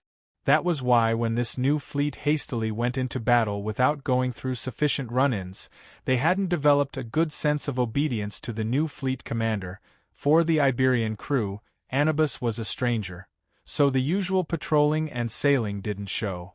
But in times of crisis, the problem was exposed. Some warships were hesitant about whether or not to carry out this later order. And just when this Carthage fleet was disunited and chaotic due to the two orders, the attack of the Third Dionia fleet continued to show its power. The Crow warship smashed open the outer shell of the circular formation like a hammer, followed by the fast three-decker or warships that rushed in. Their narrow hulls shuttled quickly in the narrow internal space of the circular formation, as agile as swimming fish, but when they found an opportunity, they turned into ferocious sharks, twisting the oars of the enemy ships and smashing their hulls, making the already somewhat chaotic Carthage fleet even more chaotic at this point in the battle. Some Carthage warships saw that the situation was not good and began to withdraw from the battlefield. Speaking of which, the new Carthage fleet originally had 190 warships. After arriving in Sardinia, it merged with the 40 warships that originally belonged to Sardinia's Phoenician city-state, bringing the total number of warships to 230. After Anubis formulated this plan, he divided the new fleet almost equally. In order to ensure that the warships commanded by Audemica, who were responsible for the ambush in the distant sea, could resist the attack of the Dionia warships and create a complete chaotic battle, they could hold on until the fleet he personally led arrived and formed a two-pronged attack, because Anubis believed that if they arrived too early, the Dionysian fleet that had not yet entered the battle would likely realize that the situation was not good and escape early, resulting in a poor result. The 110 warships he assigned to Audemica were all Carthage warships, while the 40 weaker Phoenician warships were incorporated into his own fleet. He believed that in a situation where he had a great advantage, there was no need to worry about the combat power of the Phoenician warship. However, the current situation was that Anubis's fleet was in a passive position. Faced with the fierce attack of the Dionia warships, several Phoenician warships chose to follow the flagship's previous order and retreated as if they did not hear the order to attack. Their retreat also affected the fighting spirit of the nearby Phoenician warships, who all followed suit and retreated, making it difficult for the entire Carthage fleet to even maintain its defense, let alone attack. After Anubis learned about the situation through the lookout, he was so angry that there was nothing he could do. "Sir, let's retreat quickly. If we don't leave now, we won't be able to," the captain urged anxiously. At this time, Dionia warships had appeared on both sides of the Carthage flagship. Because Anubis was personally supervising the battle, the situation at the front was slightly better. If things continued like this, the flagship would be cut off and be surrounded. "Let's retreat," Anubis said dejectedly. He covered his face and sat on the deck, completely unable to face the fact that as a veteran admiral, he had first arranged the wrong formation in a hurry when they were suddenly attacked by the enemy. Then, he repeatedly changed his orders, causing the originally advantageous battle to turn into a rout. "The enemy is retreating! The enemy is retreating!" Lookout shouted excitedly from the top of the mast. Middleades did not look relaxed. He asked anxiously, "How far is the Carthage fleet behind us?" "Only about 300 meters away." "Order all warships not to stop. Speed up and move forward. Remember, do not stop." Middleades shouted sternly. "Captain, the flagship has raised 3 green flags," shouted the lookout from the stern of a Crow warship at the front of the fleet. "What? Green flags? The captain furrowed his eyebrows. The Navy's flag language for the green flag was advance. When the Dionic Navy first set up their flag language, green represented spring, the revival of all things, the thawing of the glaciers, and the rushing forward. On the other hand, the white flag represented retreat. The Dionic Navy did not have a flag language for surrender. This meant that they had to let go of the Carthaginian warship that was rushing past their bow in a panic. Although he was unwilling, he had to obey the order. The captain sighed helplessly and said, "Charge forward! Go straight ahead! Remove the Crow drawbridge!" All the warships of the Third Fleet were carrying out the same order, causing the entire fleet to speed up again. This forced the Anubis fleet to speed up and flee. In their panic, they even collided with each other in order to escape. When these Carthage warships, which were moving slowly because of the collision, saw the Dionia warships approaching quickly, they were scared out of their wits. But a miracle happened. The Dionia warships brushed past them as if they did not see them and continued forward. Audiobook was filled with regret. Under Anubis's order, he led 110 warships to lie in ambush in the distant sea. His crew steered the warships up and down in the wind and waves, trembling as they waited for the Dionysian fleet to take the bait. In the end, after waiting for a long time, the merchant ship serving as the bait reported that the Dionysian fleet had chased them halfway and turned back. Audiobook was disappointed. He told the fleet to turn back and sent a clipper to investigate with a glimmer of hope.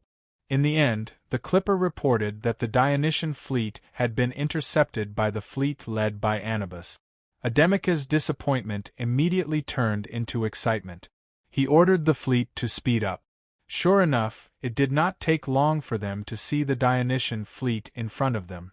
But at this time, he did not order the fleet to attack immediately. Instead, he ordered the fleet to slow down and get into formation. He did this after some consideration. First, in the battle at Thadium a few months ago, the Iberian fleet that he personally led had been defeated by the Dionysian fleet. He had some understanding of the Dionysian fleet's combat power. At this time, the Dionysian fleet that had just started fighting with Anubis's fleet was completely capable of separating some of their warships to turn around and block his attack, causing greater losses to the fleet that he led. Second, although he was now under Anubis's command, he was not convinced. He hoped that in this battle, the fleet under Anubis's command would suffer more losses while he suffered fewer losses. This would help increase his prestige in the new fleet and increase his right to speak.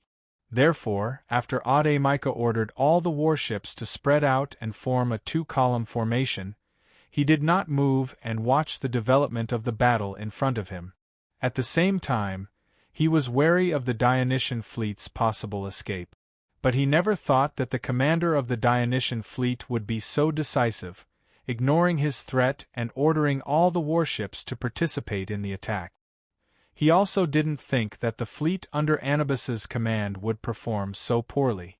The battle only lasted for about 10 minutes, and they were already somewhat unable to hold on.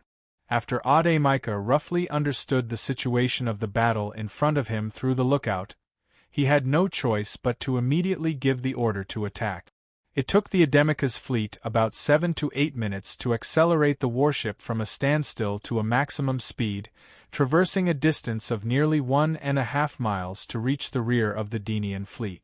In order to allow the Anubis fleet to do their best to keep the enemy occupied, Audiobook even ordered the buglers on the flagship to blow the bugles with all their might. But all their efforts proved futile in the end. By the time they reached the battlefield, the Dionysian fleet had already passed through the Carthage formation and sailed at full speed into the distance. Only the damaged Carthage warships and the Carthage warships with half of their sailors were left scattered on the surface of the sea. Many Carthage sailors floated on the surface of the sea, calling for help loudly to the fleet. Instead, they became obstacles to the advance of the Audiobook fleet. Of course, not all the Dionia warships managed to escape in time. 7 or 8 Dionia warships slowed down due to the damage to their hulls, or because they could not withdraw their infantry in time and had to wait for more time, or because enemy ships suddenly appeared in front of them in a panic and they could not avoid them and had to collide with them. As a result, they could not rush out quickly enough. In short, they did not manage to leave the battlefield and fell far behind the Dionysian fleet. The warships of the Audiobook fleet chased after them. When the Dionysian warships saw that they could not escape, they all turned around to fight. Even though they performed bravely, they were outnumbered, and the Carthaginians quickly won. During this process, the Dionysian Third Fleet did not turn around to rescue them. Instead, they sped up and left, looking at the Dionysian fleet that had almost disappeared in the distance, and then at the devastated battlefield around him. Audiobook hesitated for a moment. Since it was impossible to catch up to the Dionysian fleet, he decided to rescue his compatriots first. At the same time, he also sent a clipper forward to investigate the Dionysian fleet's movements. He also ordered the clipper to search for the Carthage warships that had escaped and let them return to the fleet. Chapter 963. Half an hour later, a speedboat returned and informed Audiobook that after the Dionysian fleet approached the coast, they turned around and headed north. They passed by St. Iberia and were about to circle around the northern tip of Sardinia Island. Hearing this, Audiobook was greatly relieved. It seemed that the Dionysian fleet had returned to Alenia. Thus, Audiobook's fleet began a comprehensive rescue operation. They rescued all the sailors who had fallen into the water and placed them on the warships that had been ravaged by the Raven's warships. They bandaged the wounds of the sailors who had been slashed and transferred some of them to other warships. They made simple repairs to the less damaged warships, while the more heavily damaged warships were towed by other warships, ready to be brought back to the port. After all, there were too few warships in the Carthage fleet at the moment. Every ship that they could save was won. In addition, Audiobook also rescued as many of the Dionysian crew members as possible. This, of course, was not out of kindness. They could be used to exchange for the Phoenician civilians who had been captured by the Dionysian fleet in the past. At the same time, they were also trophies that the fleet could use to show off their achievements when they returned to the port of Saros. After all, compared to the defeated Anubis, he had gained some achievements. The crew of Audiobook's fleet had been busy with this. During this time, several warships that had originally belonged to Anubis arrived one after another and joined the fleet. It was not until the setting sun dyed the western sky red that the entire fleet slowly sailed east. During the voyage, the crew of one of the warships came up with a way to amuse themselves. They forced the captured Dionysian sailors to run on the slippery deck naked. They could not slow down either. If they stopped, they would be beaten with wooden sticks, and if they fell, they would be whipped. Soon, the crew of the other warships followed suit and quickly spread the idea. Seeing the amusing and painful faces of the captives and listening to their shrill screams, they could vent their anger after losing to the Dionysian navy several times. Some of the crew even came up with other ways to humiliate the captives, such as, in the flagship's cabin, the boatswain grabbed the leather helmet of a captive, touched the red tassel on top of the helmet, and asked, "Looks like you're a captain?" The captive who was tied to the pillar of the ship glared at him. "Boss, he doesn't understand what you're saying," a sailor said. "He will understand." The boatswain laughed coldly. He waved his hand and gave the captive a heavy slap. The captive screamed, and half of his face quickly swelled up. The boatswain shrugged at the sailors. "See, he understands." The sailors roared with laughter. The captive cursed angrily. The boatswain frowned and suddenly took the leather helmet and peed in it. The sailors showed looks of disgust. But when the boatswain put the cap before the captive and made him drink, they were excited again. The captive glared at him and spat on his face. This infuriated the boatswain, who seized the prisoner by the neck with his right hand, and with his right put the helmet to his mouth. The captive struggled with all his might, his face flushed red, and in the end, he had no choice but to open his mouth and gasp for air. The boatswain took the opportunity to pour the urine in the helmet into his mouth. The captive choked and coughed, while the sailors laughed loudly. Audiobook watched this scene in the cabin through the gap in the middle of the deck. Even though a smile appeared on his face, he had to remind the captive, "Be careful, don't kill him." "Don't worry, sir. We will entertain him very carefully," the boatswain said respectfully as he patted the captive's head mockingly. Audiobook snorted, stood up, and walked to the bow of the ship. He looked ahead and fell into deep thought. He had already learned about the general course of the battle from the sailors he rescued, and realized the mistakes Arnabas made in the battle. He was thinking about how to write a letter to Margot, the leader of the Maganid family and the military commander of Carthage, so that he could use it to challenge the Hanoverian party in the Senate and take back the command of the navy. "Sir, a warship has appeared behind us," the watchman on the mainmast shouted loudly, interrupting his thoughts. Before he could respond, in Ao Wangsho's field of vision, another indistinct image appeared behind the warship on the horizon. The watchman used his hand to block the dazzling rays of the setting sun and closed his eyes tightly. When he opened them again, the image in front of him became clear. It was many warships. "Sir, it's not a warship, it's a fleet." The watchman hugged the mast with one hand and pointed to the rear with the other, shouting nervously. "Whose fleet?" Audiobook was also nervous, but he first had to figure out whether it was a friend or foe. As there was still a slight southeast wind, neither Audiobook's fleet nor the unfamiliar fleet had raised their sails. The watchman had to widen his eyes and distinguish with great effort. "A black bow. It's the Dionia fleet. Sir, they're moving very fast." The watchman's words shattered Audiobook's hope. It also made him confused. Why would the Dionysian fleet appear in the west? Middleades led the third fleet and sailed eastward until the watchman told him that the Carthage warships behind them had stopped chasing. Although he had given the order to slow down, he still led the fleet to follow behind the fleeing Carthage warships until he saw with his own eyes that the enemy had fled into the port of Saros. Only then did he command the fleet to continue northward. When he reached the northern tip of Sardinia Island, he pretended that he was returning to Alenia. In fact, he led the fleet in a small circle, avoiding the detection of the Carthage's clippers, and then left the coastal waters, sailing straight west. He wanted to lead the third fleet to attack the Carthage fleet in the west. He knew that the entire fleet was missing nearly 10 warships, and they must have fallen into the hands of the Carthage fleet. As the commander of the third fleet, he had the responsibility to rescue the lost warships and captive crew.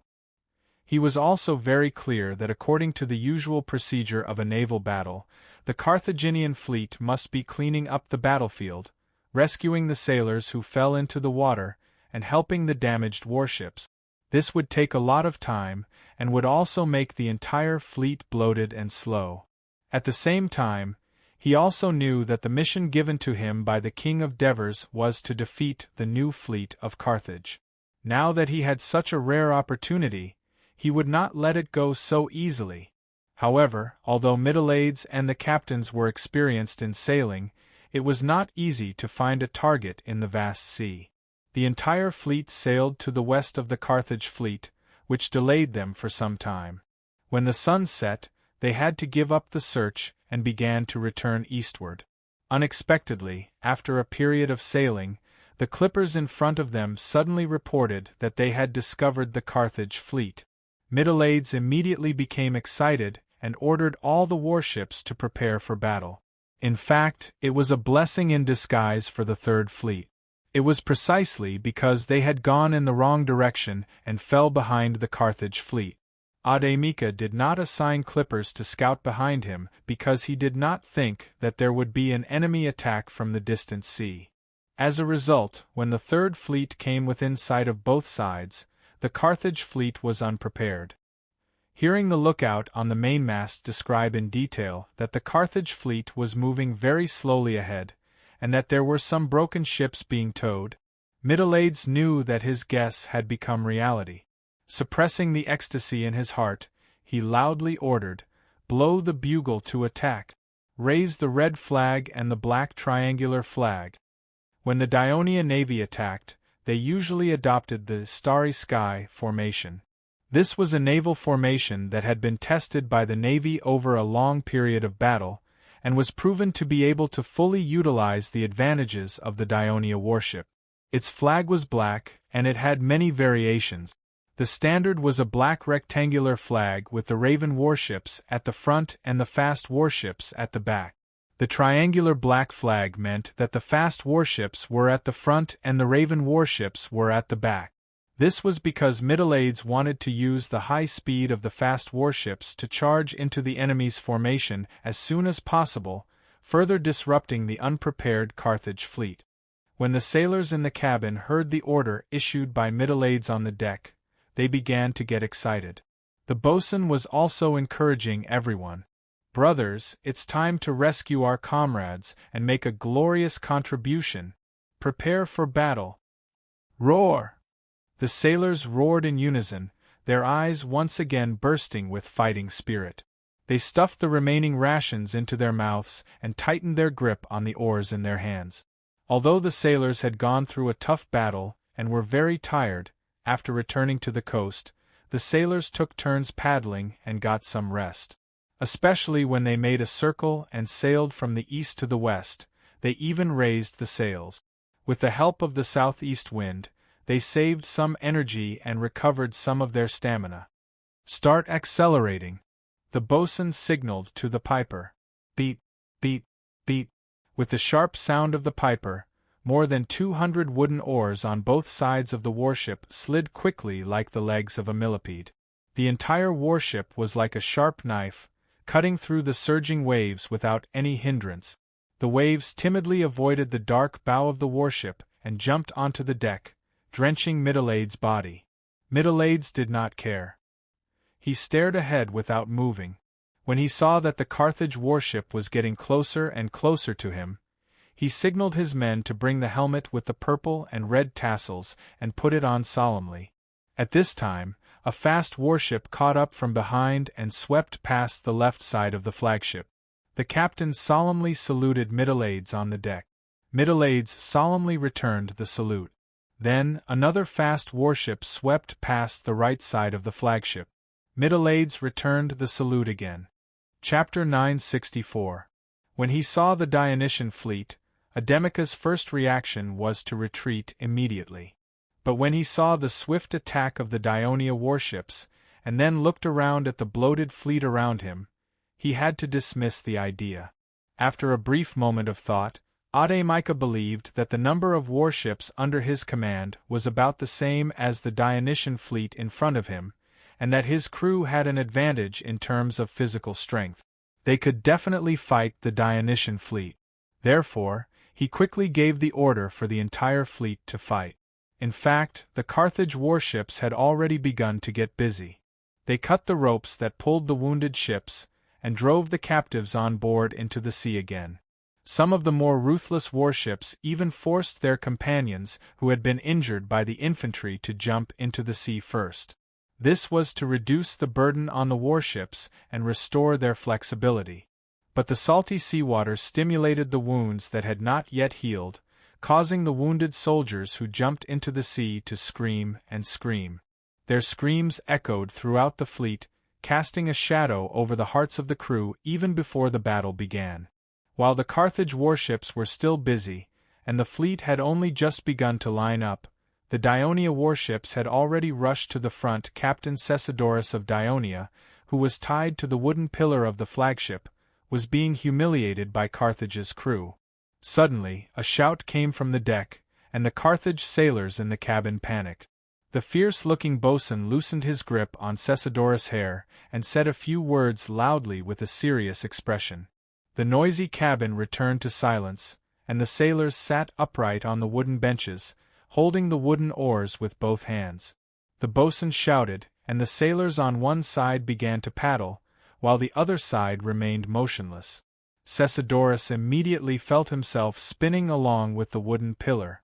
Although he could not understand what Carthage was saying, as an expert, he knew that the warships were turning around. Why did Carthage's warships turn around? He guessed in his heart. At this moment, a few lightly armored Carthaginian soldiers came down from the deck. They ferociously used their spears and daggers to drive away the Dionysian captives locked in the lower deck. One of the captives was a little slow, and without a word, the Carthaginian soldier pierced his chest with a spear. Caesodorus cried out in grief and indignation. These were his men. What was Carthage planning to do? The Carthaginian soldiers did not stop their atrocities. Some soldiers even came in front of him and wanted to drag him up. However, perhaps the ropes were too tight, or perhaps the fact that he was the only captive did not matter. In the end, they chose to give up. Great Hades, you are the king of the underworld, the ruler of justice, and the guardian of the kingdom. I have steered the warships, fought at sea, and protected the kingdom. If that day comes, I went to your temple. I hope you will judge me fairly. Give me the glory of a warrior. The captive captains suddenly began to chant. The captives who were still struggling suddenly quietened down when they heard the voice. They began to sing along. There was no panic on their faces. Instead, there was more solemnity. There was no need for Carthage's soldiers to push them. Under Caesodorus' solemn gaze, they walked towards the deck with firm steps. Only the solemn singing echoed in the cabin. Although the Carthaginian sailors did not understand what they were singing, they inexplicably remained silent and did not dare to interrupt. The boatswain slapped Caesodorus's face hard again. He then waved his fist and cursed. The sailors then shouted in unison, as if they were full of fighting spirit. At that moment, there was a loud shout from the deck. The boatswain shouted the same words again. The flutist sitting at the exit of the cabin played a double-barreled flute. The sailors listened to the rhythm of the flute and increased the speed of the oars in unison. Caesodorus swallowed the blood in his mouth and did not curse loudly. He knew that the warship was speeding up. It was preparing for battle. Its enemy was self-evident.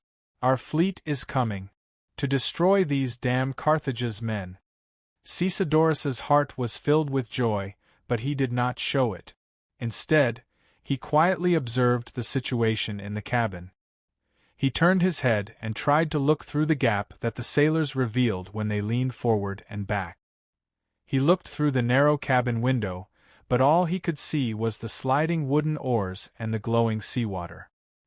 He retracted his gaze in disappointment and once again focused his attention on the cabin. He had to admit that the Carthage's sailors were well trained and had great teamwork. Nearly 200 people were operating the warship as if they were controlling their own bodies. Whether it was accelerating, decelerating, turning, it was all smooth and smooth. There was not a single trace of sluggishness. Therefore, he focused his attention and carefully felt the movement of the warship. This should be the speed of attack. The Carthage's men still have some strength left. They should not have encountered our warship yet. Why did it suddenly stop? It's turning left. Oh, it's accelerating. Could it be that our warship is ahead on the left? It's accelerating. It's still accelerating. This is the speed of a charge. The Carthage's men are preparing to attack our warship. What should I do? In his anxiety, Caesodorus suddenly opened his mouth and whistled. Shoo! Shoo! Shoo! Another high-pitched sound suddenly sounded in the cabin. But unlike the double-barreled flute, its rhythm was much slower. The two sounds intertwined, but it affected the highly excited sailors. The captive captain was delighted to see that some of the sailors' rowing rhythm had become chaotic. At that moment, a huge fist appeared in front of him, followed by the angry face of the boatswain. Then, he received a heavy blow to the head and fainted. After an unknown amount of time, Caesodorus gradually regained consciousness. He opened his eyes slightly and felt that the atmosphere in the cabin was no longer as relaxed as before. The boatswain looked nervous as he listened attentively to the orders coming from the deck. From time to time, he would shout a few times. The sailors were covered in sweat and panting heavily. The muscles on their hands were bulging and their veins were exposed. Their bodies were tense as they tried their best to control their bodies on the wooden benches. In such a tense state, no one noticed that he had woken up. Caesadorus also felt his body tilting left and right along with the wooden poles. He knew in his heart that the warship was constantly spinning and accelerating. It was under attack. Caesadorus' heart was like a mirror. He breathed lightly, trying his best to recover some strength. At the same time, he was waiting for an opportunity. After a while, a hurried and nervous shout came from the deck. Under the command of the boatswain, the sailors on the left rowed faster, and the sailors on the right stopped. The warship quickly turned to the right. After a while, the sailors on the right rowed faster, and the sailors on the left rowed at a normal speed. Caesadorus knew in his heart that this was a difficult reverse S-curve maneuver. It was a tactical maneuver used to avoid being hit by the enemy ship and then escape the siege. In other words, the warship was under siege. In such a dangerous situation, the sailors of Carthage could still move in unison and neat. However, a sneer appeared on Caesadorus' swollen face. He was from Rockley. In the eyes of outsiders, the people of Rockley were used to obeying the strict laws of the city. However, the punishment of having their eyes gouged out and their hands broken had actually given birth to a character among some people who were willing to risk their lives and never shirk their responsibilities. Caesadorus would never let these people of Carthage, who wantonly humiliate and kill captives, escape. He opened his mouth and said, "Sure, sure, sure, sure." Suddenly, a sharp, rhythmic whistle sounded in the cabin again. The highly focused sailors were stunned, and some of them unconsciously slowed down their oars to the whistle. The boatswain roared, picked up a spear in the corner, and pierced Caesadorus' chest. Blood flowed from the captive captain's mouth. Although his whistle weakened, it did not stop. When there was a loud bang, the whole ship trembled, and the warship suddenly stopped moving. The sailors of Carthage cried out in alarm, and he died with a smile on his face. After Carthage's flagship was captured by the Raven warship, the infantrymen of the fleet saw the body of Caesadorus tied to a wooden pillar in the cabin with a spear piercing through his chest. Through the translation of the captive sailors, they learned about Caesadorus' heroic deeds and were all moved.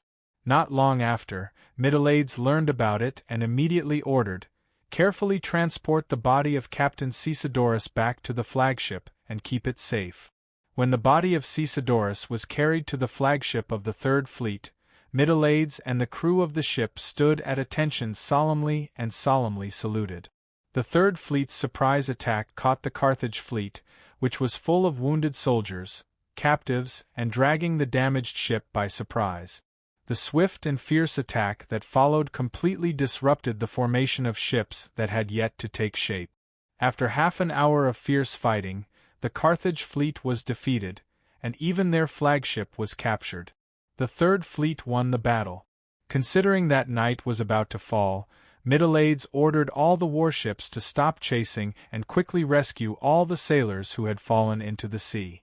At the same time, Middleades also considered that the new fleet of Carthage still had some combat power left, and on the way back, the fleet had to pass by the coast of Sardinia, so he was worried that they would attack at any time.